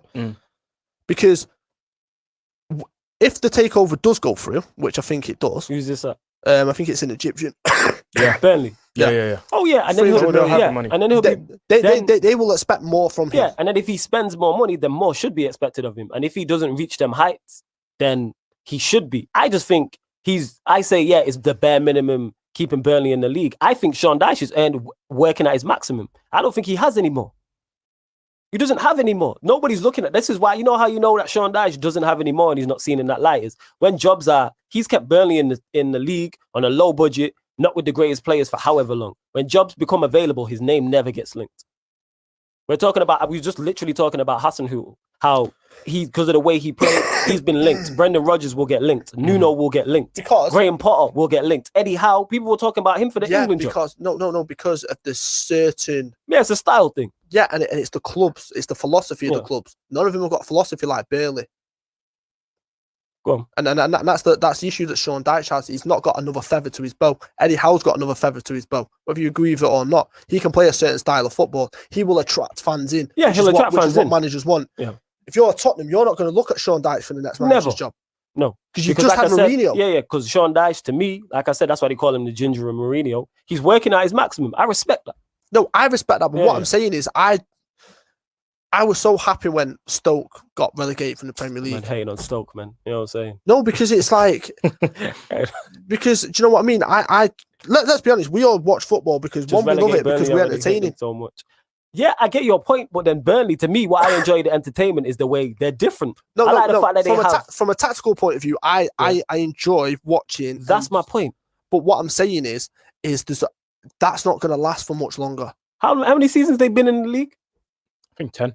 Yeah, but let's not forget, Sean Dyche hasn't been with them for the whole 10 seasons. How long's he been there for? Because Eddie Howe's the Burnley manager. No. I think. Let me check.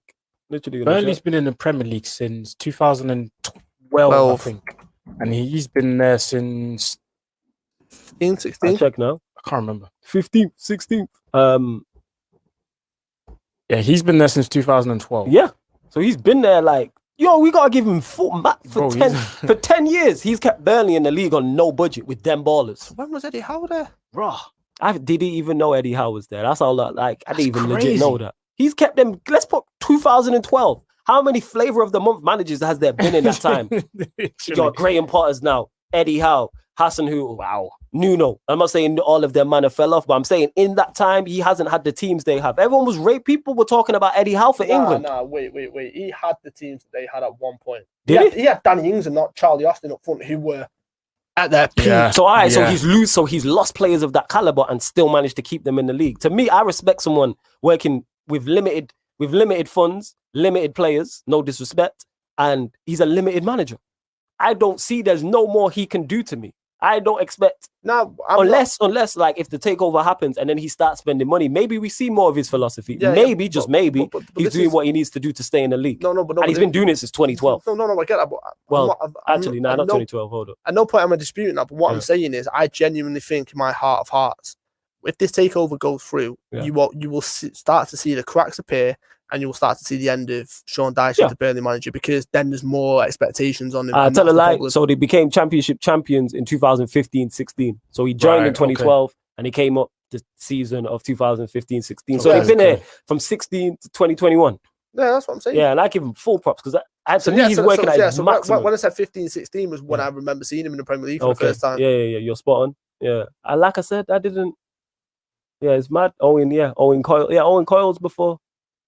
Eddie Howe's when did he come to the Prem? 2015, 16. 15, 16, yeah. That's when he came. But yeah, that's why I give Burnley credit. Let me look at the squad for 15, 16. Because he's doing, because they don't, like I said, Dwight McNeil, yes, I give you, what he does with Barnes and Wood is what he does himself, is maximize what he has in that. With your Ben Mee, Tarkowski, these players, he gets the maximum out of it. Nick Pope, I do like as a goalkeeper as well. But if they go down, there's not many, like, they don't have a Pereira type. That type of thing, who you look at and go, yeah, he's a standout. Even Dwight McNeil, who is good, I don't think there's going to be multiple clubs knocking down your door for him. But it's interesting. But yeah, Burnley ain't going anywhere for a long time, Stro. I'm telling you that. I think he might. I'm not just saying this. I think they'll struggle. I think they'll always struggle, but I think they'll always survive. Correct me if I'm wrong.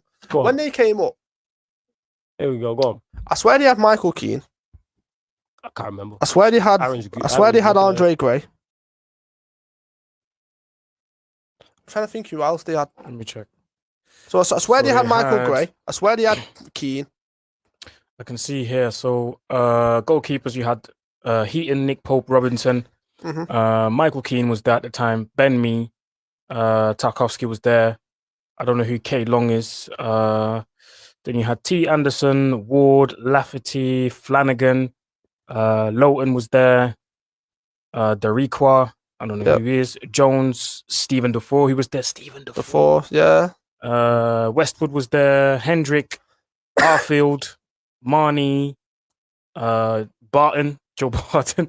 He was there. Overstat. I don't know who he is. O'Neill, Robbie Brady, Knightley, Jackson. Boyd was there. Goodmanson, Andre Gray, Patrick Bamford was on loan. Sam Vokes. Sam Vokes. Hennings. Paul Robinson as well. They had my boy Tumba Masanka who was there, and C Long and Jutkiewicz. I don't know who he is, or Jutkiewicz. So yeah, they had a pretty decent squad with Sam Vokes, and he's gone on there and he's rebuilt. And he finished in the Premier League. 16th that season. To me, he's working to his maximum. And like I said, if they do get new money, if they do get the big takeover, and then he's allowed to spend money, it'll be interesting to see how he does it. I could be wrong. It might not be his ceiling. He might be able to evolve that style, but he's just looking at it like, I don't have the players, so I'm just going to do this and stay in the league type of thing. Yeah. But we'll soon find out. We'll move on to City stopping Chelsea from winning the league. City winning 2-1, obviously the dress rehearsal for the Champions League final. Around. Chelsea beating City 2-1 at the Etihad. And the champ. Do you think either of you think that has any bearing on the Champions League final? Because I don't particularly don't. Go on, tell me why. Go on, Stro. Because system-wise, in terms of Pep. Okay. What I watched in that game was a dying need that Pep has to address this summer. Left back. Yeah. Reece James, time after time, exposed Ake. Yeah. And he exposed Benjamin Mendy. Mm-hmm. Now, I said this last week. I said this the week before that, when Leeds beat City. I don't want to hear this excuse that City are swapping and resting players. That's still nearly £300 million of defence in that squad. That's true. So they should be of a certain standard, right? Yeah. Benjamin Mendy cost them, 50, 60 million? Yeah. That is one of the worst performances I've seen from a left back or a wing back in the past 10 years. I was trying to figure out what formation he was playing. But yeah, go on. It was criminal. Reece James had a field day. Yeah. Field day. Had the best. They made him look like prime Cafu.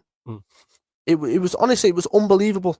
There was just gaps everywhere. Yeah. And then when I seen Tuchel bring on Hudson-Odoi and he's specifically saying you go sit in that pocket as well, I knew it was game over because they couldn't compete with it.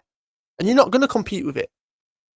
All right. One thing I will say is that I don't see. We need to talk about this. Yeah, this is awful. This penalty from Aguero. One of the best strikers in Premier League history. But that's one of them. You're tearing your hair out as a manager. If one of your players did this, you're going absolutely crazy. Believe me, but it's one of them because it's such a historic goal. I think he just wanted it to look flashy. Literally. Just put your foot through it, mate. You know what it is, and I don't know. I'm trying to check here. Manchester City against Chelsea. I can't remember what minute it was that he took Aguero off. My phone's moving mad. Anyway, I don't know what minute it was. But if that was me, because I think that penalty was just before half-time. Before half-time, yeah. I'm taking him off at half-time. Oh yeah, no, he's gone at half-time. I'm taking him off at half-time. But just look at the space of Reece James there. Yeah, it was Aspie, but I get what you're saying. In defense of City, he took Aguero off in the 70th minute, bro. Okay. I would have taken him off at half-time because you can't do that. You can't do that knowing this is a huge game. 1, 2. There's no fans, so we've got the opportunity with no fans being there to secure the title. Yeah, and you're doing this in a crucial moment, knowing that you might not get another chance in this game. And it's not even that as well. To add more fuel to the fire is how bad they've been at penalties this season. Yeah, and you've hardly played as well. He's hardly played this season, Aguero. So the little that you're playing, make the most of it. How that's not given as a penalty, I don't know. Yeah, that should have been a penalty on how Sterling. VAR have looked at that, and that's not given. How is that not a penalty? Yeah, but how's who not giving that? What? VAR, both of them. What are we expecting from VAR and ref these days? It's VAR. No, let's not. No, come on. That is awful, man. Like, how you look at that and don't referee? Everyone. Are you surprised? No, I'm not shocked. And that's the problem. No, you know what is shocking is that they continue to amaze me. That's blatant and obviously. What's shocking is how bad we use VAR. Yep. What's shocking is how poor it's been utilised this season. How's the ref seen that? There is a reason why we didn't have any English representative referees in big tournaments. Common sense tells you, why is Sterling going down there with the keeper bearing that and he has a clear shot on his stronger foot? Because they don't understand football. That's wild to me. No, but that is what we're having to deal with, though. Also, can I just say, one thing that's really starting to frustrate me, and I'm not even a Chelsea fan. Yeah. Timo Werner. You've got more pace than 99% of the centre-backs. why are you always offside? Give yourself a yard. Go on, Aaron. I know exactly what you're going to say. I can tell you why. A big Because watcher of the Bundesliga. Go on. I used to be that type of player.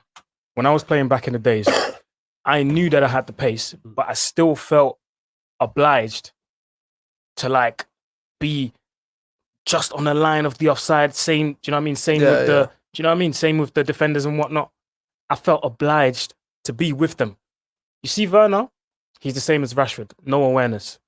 Before he makes that run, they're the type of players that don't look over their shoulders to see what's around them to then make the run. Yeah. And that's their biggest problem.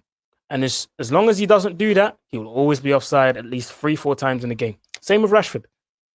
But it's like, for example, I can name you 3 offside goals, right? The one against Real Madrid in the second leg, where he gets given offside after he tucks it in.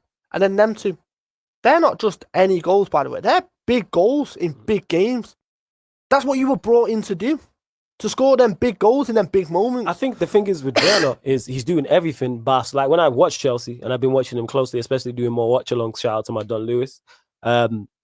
He's doing everything right, bar goal scoring. Like against Real Madrid, he was very good. He just couldn't finish. Everything else I can't fault. His willingness to run, his willingness to occupy defenders, his movement just in general.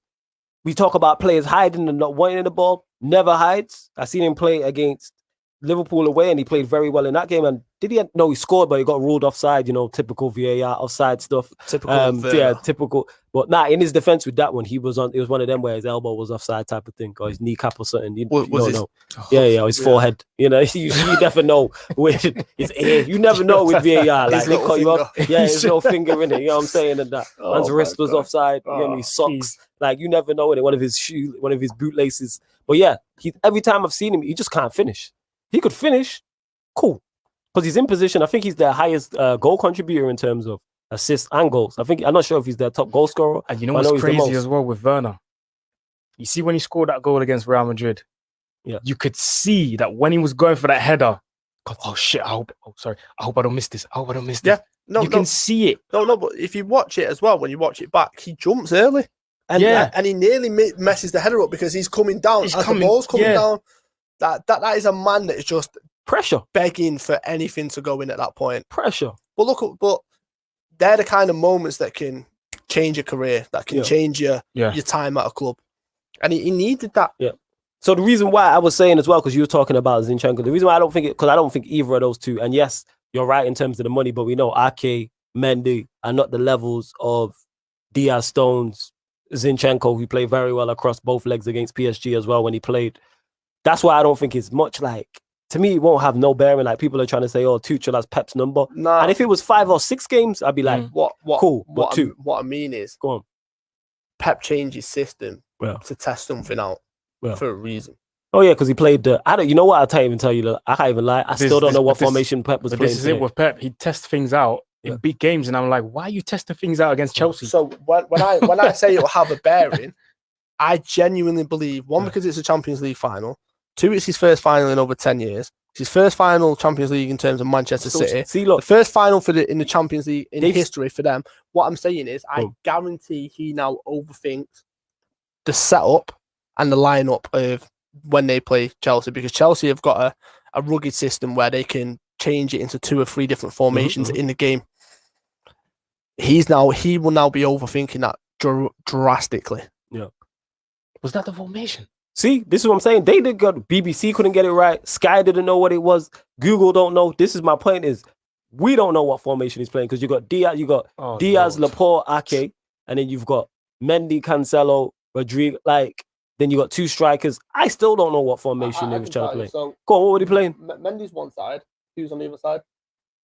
Wait, Mendy's one side. What? Cancelo, which side, right or left? So you reckon they were the wing backs? Yeah. So he's playing 3 centre backs. You've got 3 at the back, the wing backs. Yeah. Right. You've then got the one in the number 6, which is Rodrigo. Yeah. Then you've got the 2 in front of him, which is Torres and Sterling. Yeah. That's crazy. It's just crazy that Sterling was a midfielder. Yeah, he's playing Torres and Sterling as midfield. He's playing 2 wide players as midfielders. Yeah, because what? And then he had 2 strikers. Yeah, that's why it's confusing. And he had Jesus and Aguero on the pitch as well at the same time. I think he just looked at it like, you know what, let me just try something. Why not? We're going to win the league anyway. Trying things, and they should have won the game. I mean, they should have actually played say a more regular, normal formation. Yeah. Because you have the Champions League final coming up. So it's like you could have played this game, played your strongest team, and then rested for the next 3 games. Right. Into the Champions League final. But we know Pep does this. Maybe because it was Chelsea, he's trying something different. If they're playing United, if they're playing any other team in the Premier League, he probably doesn't play that team. But he's like, let me trial stuff and see what's going on. You know what that reminds me of as well? Like, and I've always said this, there's certain games where Pep will just overthink it. Yeah. Pep will just overthink it. I remember, what was it? Champions League quarterfinals, semi-finals? I can't remember what it was. Leon. No, not even that. Go further back. It's time at Bayern Munich. Barcelona. Yeah. Probably their biggest game of the season at that point. You're playing against your former team. You want to prove a point. I understand. Pep goes ahead against, at the time, the best front three in the world. MSN. Messi, Suarez, Neymar. And he plays a back three to try and match them. That was the worst thing he could have possibly done. This is why Messi did to Boateng what he did to Boateng. Do you know what I mean? I think he'll get it. I think he'll just overthinks it. Yeah, I think he'll get it right in the Champions League because he's kind of overcame. If they was, say they'd lost in the semi-final or the quarterfinals, it would be same old again. But he's got it right. He got it right against Dortmund. He specifically got it right against PSG. They were very impressive. Over thank God he did. Because so I think against Chelsea, he'll play the 11 we expect where we see it. We're like, all right, that makes sense. That type of thing. That's what I think. I think he was just experimenting. Is it the game to experiment in? No. Not particularly, but if they win the league on Friday and then win the Champions League, then all of this is irrelevant type of thing. But then again, you can, on the flip side of this, you can probably say, this guy's got a huge set of balls to be trying things against Chelsea in such a big game. Yeah, he's like, you know what? Because if this works, because I'm still trying to figure out what his formation is with 2 wide players playing as 2 10s and 2 strikers. If it works, everyone's like, yeah, what a genius. Because I'm still thinking, for me, Pep Guardiola, okay, he wins the league with Man City, that's cool. But it's the way he wins it. Like, people forget, he's going to win the league by predominantly playing a right back as a left back for majority of the season. No striker either. No striker. Everyone will tell you need a 25 to 30 goal season, man, to win the league. You don't. You don't. And we've seen Liverpool do it as well. They play the striker that doesn't score. Do you see what I'm saying? Still manage. So this whole thing, you need 25 to 30 goals, you need a proper 9. 20 stuck in like this ain't the 90s or early 2000s. This is why I'm saying flawless. And 25 to 30 goal strikers don't exist no more. That's out the window. The last breed of those strikers are playing right now are Harry Kane, Lewandowski, probably who else in the Premier League? Aguero's died out. He's gone. Aguero's, but he's the last of that dying. They're the last of that dying breed. Yeah. Those strikers don't exist anymore. Now goals are spread out amongst the midfielders. Get goals now. Look at Bruno Fernandes. Yeah. Look at Bruno Fernandes. Do you see what I'm saying? What wins your titles? Clean sheets and goals. No, specifically though. The main saying is defense is winning titles. Yeah. Look at that defense this season. The defense has been rock solid. Yeah, there you go. And that's the point. And you got to give him props for that as well. And that's what's won them the title this season. Yeah, because there's been games where it's been tight. They've been able to hang on. For the first time in Guardiola's career, you could argue. I know, obviously, you'll know about Bayern Munich better than me, Aaron, in terms of where you can argue his defense is better than his attack. Yeah. All it seems the attack has been clear. Well, not clear, but it's been better than the defense. Even though at Barcelona, he had some incredible defenders, the attack was out of this world. Yeah. But if you look at City's attack, I'm not saying it's not good people. It's very good. I'm saying it's not the Pep level you expect. Yeah, you could argue that the defensive side is better than the attacking side. And you're not wrong, because if you look at where the goals are coming from for City specifically, Gundogan started to chip in significantly. Yeah. Foden's chipping in. De Bruyne is chipping in. Bernardo Silva's chipping in. Mahrez, Sterling, Jesus is chipping in when he's playing. Aguero's chipping in when he's playing. Even Stones and Diaz are picking up goals. Cancelo, do you know what I mean? Like, they're spread everywhere. So they've not got that one standout where he's scoring you 30, 40 goals. Barely a goal up, by the way. You'd be happy to hear it. Wow. Stroll. Sean Dyche, shouldn't it? Relegating Fulham and that. Terrific. I like Scott. I know, happy, man. You get to see more Burnley ball. Next season. It's great. I know they stopped they cracked your home record and that, but that's just typical Sean Dyche, isn't it? No. Came to Anfield and beat Klopp for the first time in 76 games. At what point is that typical Sean Dyche? At what point has he ever done anything remotely close to that?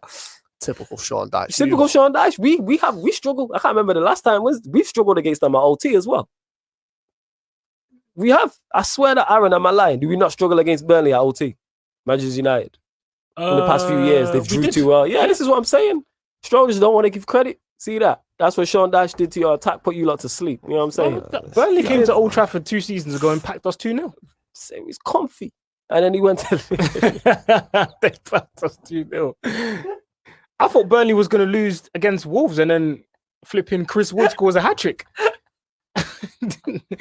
I don't know how he does it, but he manages to survive every single season. Survivor, yo, no Destiny's Child have been telling this, man. Yeah. You know what I'm saying? Survive. They're survivors, bro. Record, yeah, with minimal resources as well. That's what I'm saying. Went to Liverpool and they were the first team to win there, 76 games or something?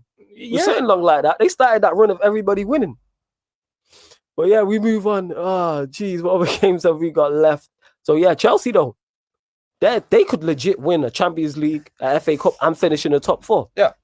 We got to give Tuchel full credit. Yeah, because... I wish JV was here because JV was saying, I seen him tweet because obviously he wasn't a fan of Tuchel anyway. And he was like, I think it's the new manager bounce. And he's like, I think, what was his line? He said to her, like, yeah, Chelsea are back 7 their way to two finals. It'd be interesting to see if they get found out next season. But I called this when we did the preview on here and we was ranking everybody's transfer window out of 10, and I give Chelsea like a 9 out of 10. Yeah, but and I said because their squad is there, it's all about the manager. And Burnley just went 2-0 up, by the way. But I'm putting the context in it. The reason why me and JV ranked them so low was because Westwood and Chris Wood at the helm.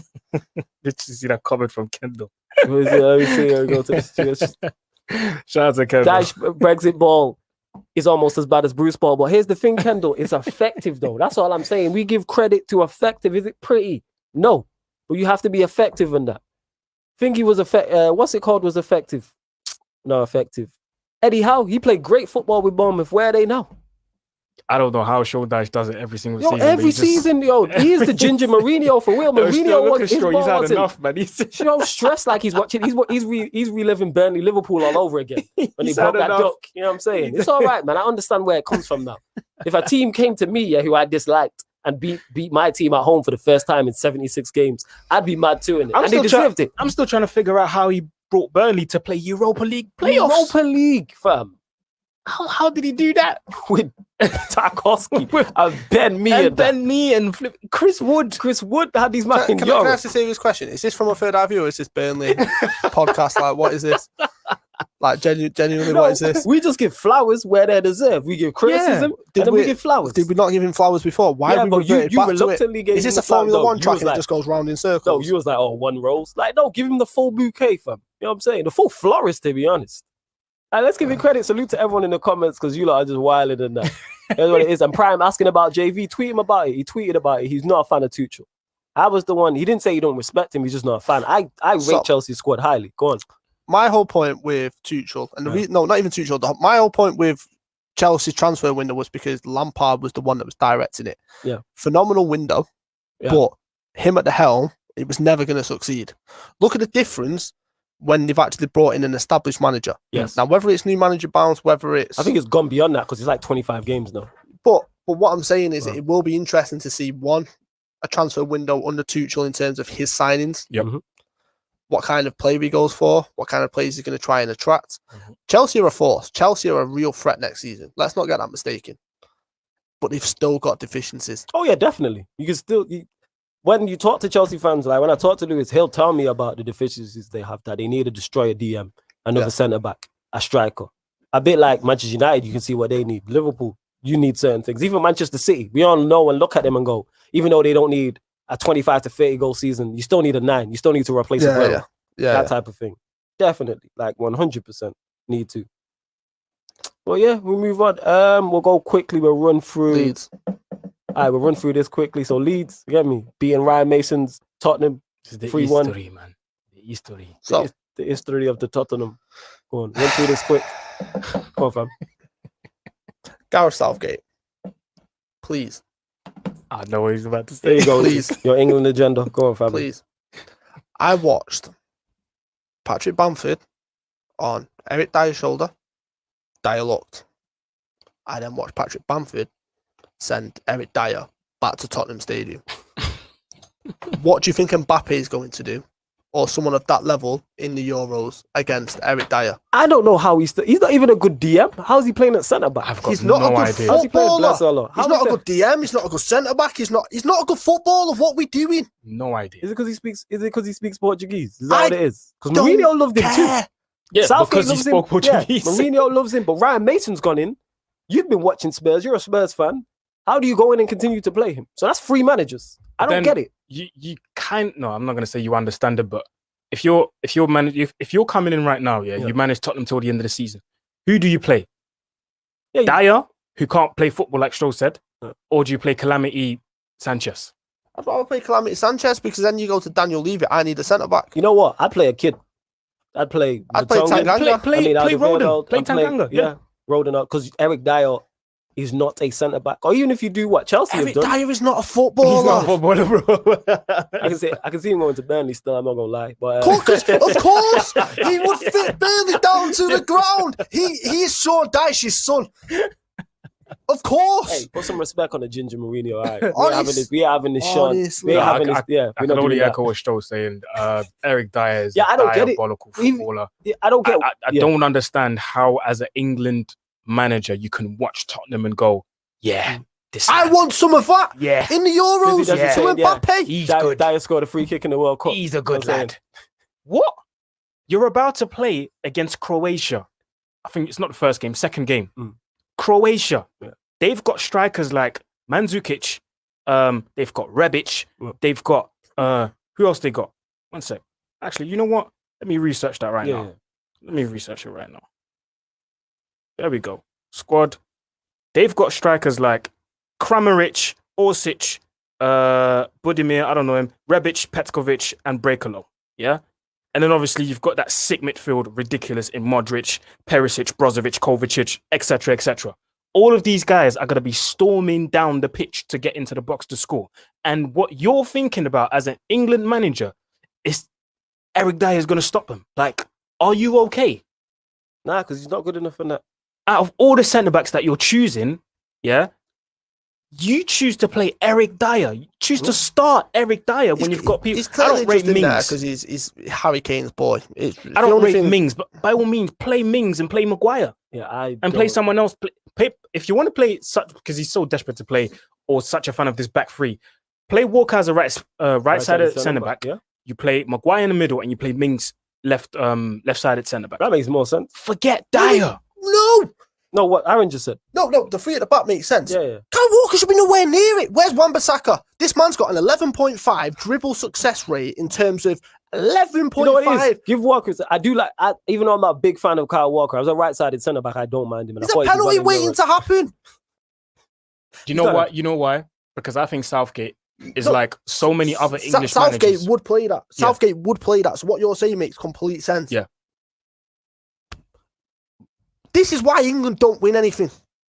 And will never historically win anything. Favoritism. We have got Foden, who is a generational talent, right? We have actually got, for the first time in 10 years, 15 years, a squad where we can actually compete. And we're not going to compete because of the state of the manager. Eric Dyer, centre-back. Yeah. What? Who does that? It's ridiculous. Who? Stroll treated it like it's VAR. No, speaking of VAR, how is that offside? That's what part of his body's offside? It's bootlace, fam. That's what it is. It's ridiculous, man. Come on, man. That's ridiculous. We are going to run slightly over as well, people. You know, this is from a Third Eye View Pie Radio. We got special guests. We're running over slightly. Here's what it is. What is that? Yeah, I don't know, innit? I'm lost. Shout out to Expressions as well. He kept referring Dele Alli. What did he call him? Kept referring to Dele Alli as Snoop Lion. And Snoop Lion, yeah, I see that. But yeah, I don't know how that's given offside. Oh, I want Rafinha so bad. See, even the ball that got headed out back up from the defence, like from Dyer. Pause it. Oh, Jesus Christ. Look where Bamford is. Oh, yeah, you talked about this. Yeah, that's it. Where Bamford is. Yeah. Hey, that's your international centre-back you're talking about, man. Who's international centre-back? Yours, you know England. He wouldn't get into my team. What are we doing? When Stroll starts saying, what are we doing? He's had enough, yo. Look at Bamford. That schoolboy. boy. Yeah. just And he looks around as well. He actually looks around. He has the nerve, the cheek to turn around to one of his teammates. But that's the audacity. Look. He literally came behind you. How literally dare came from you? behind you, bro. Oh. I don't understand how Eric Dyer just keeps getting game game after game after game. I don't get it either. I do, because Go on. I remember in the Prime documentary, they took him off after they brought him on, I think, or they took him off Mourinho's after first 20 game. minutes. And basically he said that he's a huge part of the dressing room, and if we don't get him right, we could lose the dressing room. That's worrying. What? What? He's your leader, man. How is he a bit? What leader? Leader of what? What does he do to potentially lead that squad? He's just turned around for his mistake and tried to blame someone else. That ain't a leader. This man, honestly, he's stealing a living. It's right. The fact that he could, if he plays a back three with Eric Dyer and Maguire, it's a wrap. I don't see. I think it'll be Maguire Stones. I think that'll be the back two. I don't mind that, because he's not going to play. That's not good, but it's no. But if he was ever going to play a back three, if everyone was fit, you play Gomez, Stones, Maguire. Luke Shaw, given the form that he's in this season, you're playing wing back. Yeah, you're playing, and then you play Trent or Wan-Bissaka. They're the only two. No Lamptey. He's not been playing. Nah, that's true. He's not been playing. I like the Wan-Bissaka at right-sided centre-back is an option. That's one thing they do have options. No one can dribble 11.5%. And then if you have Trent in Kyle front of him, Walker's at 32%. You get the bust 32. That's a third of people that dribble at him get past him. Just over 10% get past Wan-Bissaka. Yep. Let's just bear in mind, he's had experience of playing Mbappe this year. What did Mbappe do against him? Absolutely nothing. Nothing. Yeah. And he's not even considered. You got Eric Dyer. You know what it is? At this point, I'm gonna say what I kept saying for months now. Yannick Bolasie, if you're listening, you might as well give Wan-Bissaka a call to try and play for Congo. Congo, I know. Because if Wan-Bissaka doesn't make the England squad for these Euros, he's not going to make the England squad ever. It's honestly, I'm not even a United fan. I'm a football fan. Wan-Bissaka should be one of the first names in that squad. You look at his stats and you break them down against all the other English right backs. The only one that comes close is Trent. Defensive, it's not even close. Not even close. There's 15-16% between all of them. Attacking, Trent well ahead of everyone, which you expect. We're talking defensively here, in a system which would be better suited if you had Wan-Bissaka. Let's say you play a five at the back, wing backs. Trent's perfect for wing back, especially if you've then got the actual backup and the actual Wan-Bissaka behind him, who can, once he goes forward, he can just fill in and it's a flat back. Yeah, that makes sense. Yeah. You just need that rigid system. That would work perfectly. Honestly, and I'm not even just saying this, if he goes to Congo, and if he plays for Congo and he can't play for England, I hope Gareth Southgate never gets a job in football again. Literally. That is how angry I will be. We're not just talking about anyone here. Wan-Bissaka is an unbelievable right back defensively.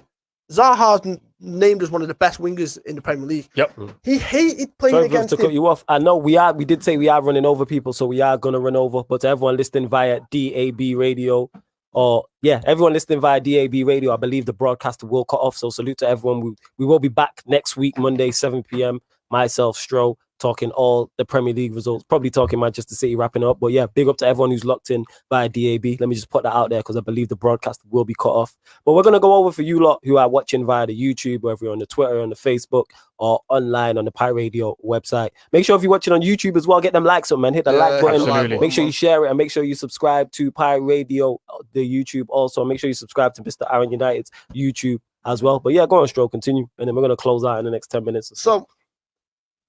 That Leeds game is Leeds all over. They've not lost or dropped. They've not lost any games against the supposed top six at home all season. I said from day one, with my chest, confidently, they would take points off all the top six teams. They will survive. They will be mid-table. And next season is worrying because you give them another transfer window. Look at the players that they recruited. Look at the players that are now going to be able to recruit. A season in the Premier League, Calvin Phillips is more experienced, who I absolutely love as a player. Rafinha, who I love as a player. Rodrigo, who is a Spanish number 9. Robin Koch is a German international.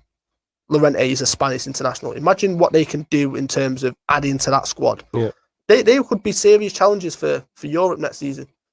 And Tottenham, I have no idea what direction they're going to go in. No idea. Yeah, it depends on what manager they get. Because that's key with them. I'm not even just saying this. There's going to be a few big transfer sagas in the summer. Harry Kane leaving will be one of the big transfer sagas. At what point do you say, enough's enough? I need to focus on my career now. I need to go and win trophies. You have to leave Tottenham. There's something about North London clubs. What is going on in North London that is just something in the war out there? Because everything that just goes there just dies. Yep. Footballers, even the best. We're talking Harry Kane, who you could argue is the best striker in the Premier League, and he's won nothing. You got Son, who's top quality, and Ndombele, who's a baller. Højbjerg, who's highly sought after.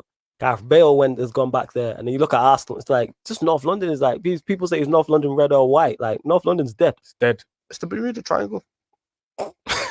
This is a new one.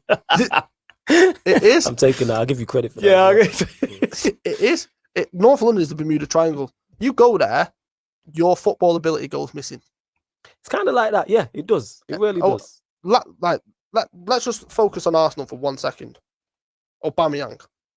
Yeah. Most prolific striker in Europe at that time. Yeah, he was high. Yeah. He was highly sought after at that time. He was linked with a lot of clubs. He then moved to Arsenal, got Arsenal.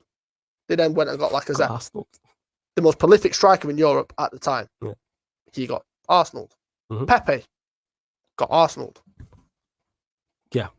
Because Pepe, again, he was another one who I'd heard about before I'd seen him actually play. Like people were like, he's a good winger, and you watch enough German football.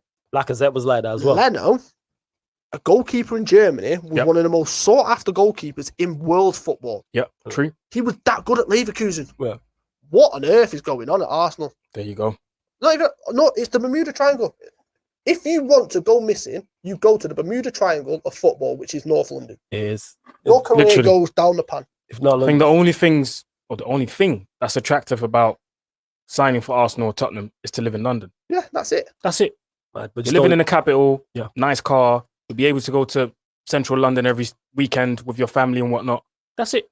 That's it. Because North London it's not the place to be, as we've seen. Yeah. We talk about United game. All right, go on, we'll go there and then we'll touch on a couple other things and then leave. We'll talk on it since you mentioned it. So Aston Villa 1, Manchester United 3. United doing what they did the 10th time. United have come from a goal down. You know what I'm saying? If you want, that's us. I can't say what I would normally say about that. But I just wanted to mention that. I can't. This is pirate radio. This is legal radio, people. But go on. I'm going to throw a statement out there. United break Arsenal's away record. Yeah. Oh, yeah, the invincible one. No, not the invincible one. Was it not the Invincibles? No, it was the invincible team. The Arsenal record. Yeah. So When I say the invincible one, I mean the Arsenal Invincibles. United will beat that record. I am strongly confident of that. Yeah, but there's mad that there's decks next to me. I'm not interested in records, win trophies. Win winners medals. Like I've been saying this for the longest. I'm literally next to a set of decks now, innit? And I'm not saying this like you. I'm saying when people use that as, oh look, we're breaking the records and that. How many points does teams, Manchester City, have lost games in that period where we've gone unbeaten and they've gained more points than us? Liverpool broke a record in 2018-19. Yeah. Which was the highest point record to finish second. I don't want that record. Yeah. Why are you even discussing that record? That's my point. Now you're talking my language, Stro. See, this is why you're here. I agree with that. You had me a bit off with the whole Burnley thing, but we're back now. You know what I'm saying? We're cooking it. Not even send me back to the space. You see that part in the film, Get Out, where they go to the sunken place? Yeah. Every single time someone mentions Burnley, I go into that sunken place. So that was a layup, man. That was an open net, innit? So now back to the point. That's a fantastic point. Like, and that makes it clearer for people when people are like, oh, why are you not so happy about this record? Because again, I'm not a DJ.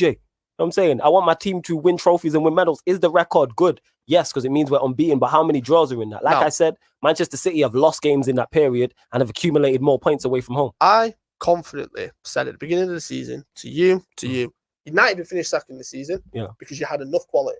Yeah. I also said that City would finish third this season. Until Christmas, that was happening. We were first, and then we got all the injuries and we just couldn't live with it, and then we just sunk, and Mane decided to just go jump off a cliff in terms of his form, non-existent, right? But I knew you to finish second this season because you've got the quality. All you need is to add little pieces into your squad, like we mentioned before, and indeed another centre back, because the Lindelof's mistake in this game was criminal, by the way. Yeah. It is an unbelievable. We gonna get to that. I was just letting you finish because I was on the watch along. I was irate about that because I'm like, if that's Maguire, and I'm not a big fan of Maguire either. We're having a whole different conversation. True. Very passive. What has JV always said? JV was spot on about Lindelof a long time ago. Extremely passive. He has 2 chances to deal with it. Yeah, but the first tackle is just weak, and the second time there's no intent to get close. There's no pressure on Traore. He's in the box. Antennas should be going off. You know what I'm saying? But you don't smell danger. But more to the point, it's a great strike. Don't get me wrong. No, it's a great strike. Deal with it. Yeah, but even if you get close to him and you take that strike, that then takes the deflection, which takes it up. Yeah. Not where it's going. Yeah. Once it goes up, I fancy Maguire in the air against anyone in the Premier League, apart from potentially Van Dijk or Diaz at this point. Maybe Dominic Calvert-Lewandowski. Yeah, but you get my point. He's clearing that. You just, even more to the point, you pressure him. He might not even think about shooting because he thinks I can't do that because there's angles, so I have to cut it back and then you can intercept it. It's basic defending. And this is what worries me when I watch Lindelof. He lacks the basics so many times. Like, for example, when we watched the FA Cup game, the highlights in, we cut through and we scored our goal. He's literally stood next to Maguire. I'm like, where are you going, mate? He's doing a Eric Dyer, hands now, like, what are you doing? Like Eric Dyer. That's what he's doing. But I don't get it. And Yancy says it here, United have lost less games than us. But also, she won less. So that's my point, is all this record thing. Record breakers and that. You did that. How about we win some trophies? You know what I'm saying? You lost less games than City last season. Yeah. And what did that account to? Absolutely nothing. Because there we go. That's why I'm not a big, like Fula said, I'm not a big fan of these records. Yeah. You know what I mean? The only team that can look at these records and say, we've done this, it's Man City, because at one point they won like 20 games in a row. Yeah, or something, that's my point. In the Premier League. They won 21 games in a row, and they're going to win the. They're going to win the league. They can talk about that record. It adds in addition with it, so that makes it more. Do you know what I mean? It adds to it. Here's something which no one's talking about, right? Well, 2 seasons in a row now, you've lost less games than Manchester City. Well, what's the difference in that? The draws. Exactly. Which then comes down to what? Not management during the game. Yep. Because I would see Fergie turn them draws into wins. Yeah. I would see Pep turn them draws into wins. But even if you turn, because we've drew 10 games, even if we went for him, we lost 3 of those games and won 3 of those games, we're getting more points added onto it. We're closer to Manchester City. We're legitimately in a title race. Bear in mind, this is a Manchester City team looking maybe with one eye on their first Champions League final. They're under a lot more pressure. Comes down to the manager. Yes. Mentality, yeah. But no one's talking about that. It's all well and good losing less games than Manchester City. No. Look at the draws. Look at some of the draws in that. We had 3 in a row. 3-0. I think it's 7. I think we totaled Van Gaal, who was labelled boring. And it's not good enough. Yep. I'm saying. But then people will tell you our attack's not good enough. But now when we beat Roma 6-2, we scored 3 goals on the weekend. We went to Roma and scored twice. Now all of a sudden it's different. You know what I'm saying? Like I've said before, and I keep saying this, if you have Donny, Bruno, Pogba, Martial, Greenwood, Rashford, attack should not be a problem. One matter you can add in that mix. Diallo you can add in that mix. Those attacking players, whether you rate them all or you don't rate them, you can't tell me, even if you don't rate them players there, you can't get a tune out of him, is my point. You can get a tune out of him. And this is the biggest problem. And it's like the reluctance to play Cavani at times this season. Look at him over the past 4 games. This man single-handedly got used to a Europa League final, by the way. Did? Single-handedly. Yeah. And he still missed chances in them games. He missed because that's what I'm saying. All teams, if don't matter whatever top striker you think is, a guarantee he missed chances. But whoever your top goal scorer is at your team or your favorite striker who bangs goals, I guarantee his team creates a lot for him and he'll miss a lot. But someone that plays up front, you'll know this. Yeah. Yes, you're going to miss chances. It's the mentality. Yeah. If you're thinking about the chance that you've missed, you get another one. You're gonna fluff it at some point. Yeah. Cavani's got that mentality.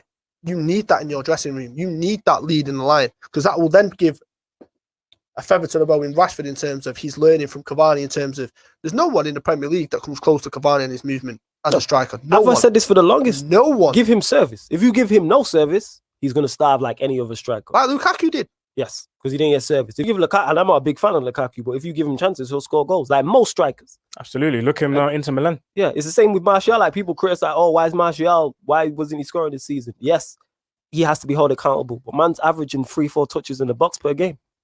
Same way when Cavani came in and we went on that run of 3-0 nils. Vardy was the one playing as the 9. And I can't criticize him because he got no service. Exactly. Got no service.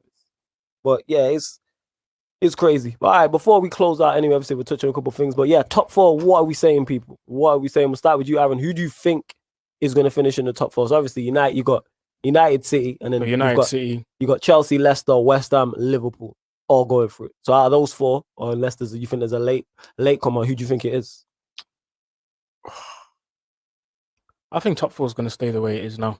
So you reckon it stays this way? So Man City, Man United, Chelsea, Leicester. I think Liverpool and West Ham will drop points in the last one of the last 3 games. I hear that. One of the last 3 games each. Same to you? I think it stays the same, but I think Liverpool got 5th. You think Liverpool get 5th? So you reckon that's the order it's in? Chelsea 3rd, Leicester 4th? Yeah. I think it stays the same. Liverpool got 5th, West Ham, then probably Tottenham. Although I'd love Everton to nick it above him, I'm not going to lie. You'd love Everton to nick it above who? Tottenham. Why? It's because I just think it'd be hilarious. I'm just surprised you want to see Everton rise, innit? That's why. Everton are going to rise anyway, so it don't really matter. Yeah, of course, but you can still hate. You know what I'm saying? City are arguably the best team in Europe. You can still hate. I do. I'm saying. Even when you lot were on point, I still hate. Wait, we got 2 teams that are relegated already officially, innit? Fulham's about to be officially relegated. And yeah, if they lose today? Yeah. If they're getting beat by Burnley today, innit? So I just wanted a bit of yes, Kendall. I don't want you to be stressing to go to, but I wanted it to go to the last game. I did want it to. I said that. Man. I wanted it to go to the. I wanted it to go to the last day. I like last day stuff. Like when you're not involved, it's fantastic from the outside looking. Imagine Steve Bruce's interview on the last game of the season. Knowing he's got that would go viral. Yeah, definitely in that. But hey, Brucey Ball prevailed, and that's why they're 15th now. Listen, but I still want to go snap up ASM, bro. In the next 2 seasons, I want to go get this guy, bro, because love that guy. What a player. So we're saying top 4, the top 4 cities. I still got this feeling, I keep saying this, that you lot are going to sneak in. No, we're not. I hope I'm wrong. Our game in hand is against you. Yeah. If our game in hand was against you at Anfield, I'm slightly confident. Okay. Not at Old Trafford. I'm just saying. It's the one place I hate. Yeah. I don't think a draw is an issue. You know what I'm saying? A draw is an issue. I don't think. No, it's not the worst result in the world. Who's West Ham got in the next game? I'll tell you now. Hold up. West Ham have Everton. Oh, no, not Everton. Brighton away. And then they've got West Brom. Then they have Southampton. That being said, Brighton, yes. Wow. That being said, you wouldn't have thought they would have lost to Newcastle. Yeah, you wouldn't have said that, but I'm saying the general consensus wouldn't be that they lose to Newcastle. A draw maybe, but the general consensus, the form they're on, they just beat Leicester, they beat Wolves, they drew against West Ham also. I know you called it, but like I didn't see Newcastle scoring 3 goals either. But obviously Newcastle. Speaking of Brighton, what do you guys think of Graham Potter? Because go on, speak on it. I've seen comparisons on a show where they did like the highlights and whatnot, and they were saying that Graham Potter's done an amazing job, and they compared his record to Chris Hughton's record. Yeah, and to me, Chris Hughton's done better than him. Oh, I can't see. Speak on it. Ryan, are you in the comments? Are you hearing this? Yeah? I can't see whatever Graham Potter's doing now with this squad. I don't think what he's doing better than Chris Hughton. No. And it's still a mystery to me, like how or why they sacked him at the point when they sacked him. Because Graham Potter is now, I've said this before, and I could be wrong on this, currently the new flavour of the month. One thing I will say is that the one thing which Graham Potter's done very well is his recruitment. I'll give him that, yeah. The likes of Bissouma and etc. I give him his recruitment. And he's kept them, give him credit, he's kept them in the Premier League. Yeah, but Chris Hughton kept him in the Premier League. Yeah, I'm a big fan. When they sacked him, I'm like, why did you sack him? Why? Honestly, it was one of the worst sackings I've ever seen. Yeah. I like Graham Potter in terms of I like the way that he approaches the game. I like the way that he sets up, the way he tries to play football. But he's so overhyped as a manager, it's unreal. So overhyped. Say that again. Say that clear in the mic again. Ryan, I'm talking to you. Yeah, this is who we're talking to. He's so overhyped as a manager. It's unreal. Because realistically, how have you got that much hype behind you and you're still, 16th, 15th? 15th. Yeah, in the words of troops, 15th, 16th. Yeah, they are, innit? They're 16th currently now. Arteta is ahead of you. Yeah, they're behind Newcastle. Leeds. They're behind Burnley. They're behind Crystal Palace. You're behind Newcastle, bro. Steve Bruce. Come on. behind Brucey. Yeah, you're level on points with you're 2 points behind him. You're level on points with Southampton, who are 17th. I think he's done a good job.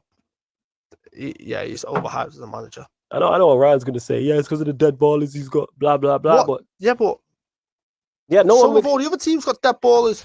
look at Burnley. Look at Sean Dyche. Look at Sean Dyche. My point. I hate that I had to throw that. Yeah, man, it is, man. You get me? But it's true. It's true, man. You're part of Sean Dyche. He's playing every game with Goodmanson and flipping no Westwood. Am I part of any Sean Dyche, whatever it is? No. You put Graham Potter to play a midfield with Westwood and Goodmanson, he gets relegated. That's my point. That's my point. And genuinely, Brighton are going to lose Basuma this You're saying Brighton have terrible attackers. Look, they're going to lose Lamptey. Yeah. They are going to struggle next season. They're going to lose Ben White. If they lose Basuma and Lamptey, they're in trouble. I genuinely think they'll go down next season. Genuinely. No, I hear that. And we do on this show as well talk about smaller clubs and everything like that. And salute to Mimi because she brought this to my attention because this has been going viral on Twitter. So a guy said, so Sky Sports had tweeted out and said West Brom relegated to the Championship after a 3-1 defeat. And he said, just replaced with two boring teams in Watford and Norwich. These yo-yo clubs devalue the league, in my opinion. Clubs like this, along with Swansea, Fulham, and so on, always bouncing between the leagues. It's so dry. And the reason why I brought this up is because I'm glad it was brought to my attention as well, is because rhetoric like that is how the Super League gained any traction. There's a reason fans, I've said this before and I'll say this again, I'm still hot about the European Super League now. Yeah. And it's like however long ago it was, because there's been no repercussions, what they tried to do, the manner in which they tried to do it, etc., etc. And they're the fans that they're targeting. It's me, Stro, and Aaron are here, all support big teams. So we'll be fine in our big club bubble. But when it comes to teams coming up from the Championship to the Premier League, teams getting relegated, etc., this is a big money spinner for them. Like, they legit they can survive on coming to the Premier League and going away and having Liverpool coming to town, Manchester United, Chelsea, City, Spurs, etc., etc. So it's kind of like, they're meaningless to yo-yo. Like, certain teams don't come up and stay up. Look what Wolves have done. Leeds, who we've talked about. All jokes aside, even Burnley, the way they've come up, there's other teams. We're talking about Brighton and Graham Potter. These are stories like, it's not all about just the top six and things of that nature. And I think it's really, the ignorance is mad. Like, obviously, we're not like that because we'll do a Premier League show and touch on everybody. This is why we'll talk about relegation as much as we talk about the team winning the league title. Yeah, go on. Like, obviously, we've bantered about it. And I get very annoyed. But, for example, Burnley taking our streak from home. You don't get that in European Super League. My point. And that's back to him saying there, or teams are meaningless like to yo-yo. Teams get it wrong. It happens. Yeah, facts. Talking about getting it wrong. Teams get it wrong. But yeah, go on. I just wanted to address that because that tweet's gone viral. So I was like, all right, let me just address that. Tweet I want to address. All right, go on. Talking about going about it wrong. I know where you're going to go. Ollie McBurney. Wait, what did he do? Have you seen it? No, I haven't seen it. Show him. But obviously, I haven't seen it. But go on, Stro. Explain to the people what happened with Ollie McBurney. This is the last point and we'll close out. A clip that has gone viral of a certain Ollie McBurney where he's walking down the road in Sheffield and he's getting banter or whatever it is. I'm assuming before the clip starts that he's getting quite a lot of abuse. He runs over. The camera then falls to the floor. He pushes the lad in front of him out of the way, goes to kick the camera to smash it as if to say, I don't want to show what's about to happen. So then what happens after that is once he goes to smash the camera, you then see him proceed to throw knees, throw punches at a kid. Kids. Not men, they're kids. Now, it's not confirmed yet if this is actually Ollie McBurney, although Sheffield United have released a statement basically saying that they're aware of the video, they're doing an internal investigation. Right. Premier League are going to be doing an investigation. The FA are going to be doing an investigation. It's bad. You are a Premier League footballer. You are a Scottish international footballer. These are kids. You know better. I've watched games where I've been in a stand, Leeds games, for example, where he's played on the opposite team. He's been getting stick left, right, and centre. I'm not saying it's right. You have to be able to control your anger better. That could end your career. That could end your international career. That will most certainly end your Sheffield United career and your Premier League career. Yeah. Spot on. You are spot on. Not needed. Yeah, it's not needed, and you have to realize, when you're valued like that and you have something to lose, you have to be careful. Obviously, we're all human, but That's you do. true. Like, you have to as a footballer, and that's not me making it right. That's just me saying, understand as a footballer that people are going to target you for the to do biggest things like that. The biggest thing is he's a Scottish international. Mm. What are Scotland playing in for the first time in years in the summer? Euros. He's part of that squad, or he was part of that squad. Yeah. You've now took that squad away. You've now took your opportunity of being in that squad away because you decided to act recklessly and with aggression when you should know better as a man. That's sad, man. Yeah, it's sad. It's sad, but we'll close out on that. We have overrun people. But obviously, we're here to provide you content. Aaron, let them know where they can find you, etc., etc. Yeah, you can find me everywhere at Mr. Aaron UTD, YouTube, Twitter, Instagram, Snapchat as well if you like. And that's it. Got our regular content on my YouTube channel. There you go. So make sure you follow, subscribe, like all of these things. Yeah, man. Make sure you subscribe to Aaron United. Stro, anything you want to add before we leave? Nah, just make sure you subscribe to Aaron's channel. Phenomenal content from European football show to watch alongs to him speaking 50 different languages. Like, you find out so much. So yeah, man, make sure you subscribe. Yeah, man. And love to everyone who has locked in. Also, we're back next Monday, 7 p.m. discussing all the Premier League results. Yes. And this has been, before I even close out, people, Sarcasm City TV, gonna talk from the Arsenal is going on right now. Salute to Cam and the Arsenal guys. They're talking all things Arsenal. So if you're an Arsenal fan, head over there. If you're a rival fan and you want a good laugh, head over there because obviously they're very stressed. You know what I'm saying? They're going through a lot. So go watch them go through a lot in it. Sarcasm City TV is live right now, gonna talk from the Arsenal side. So head over there. And this has been From a Third Eye View on Pi Radio.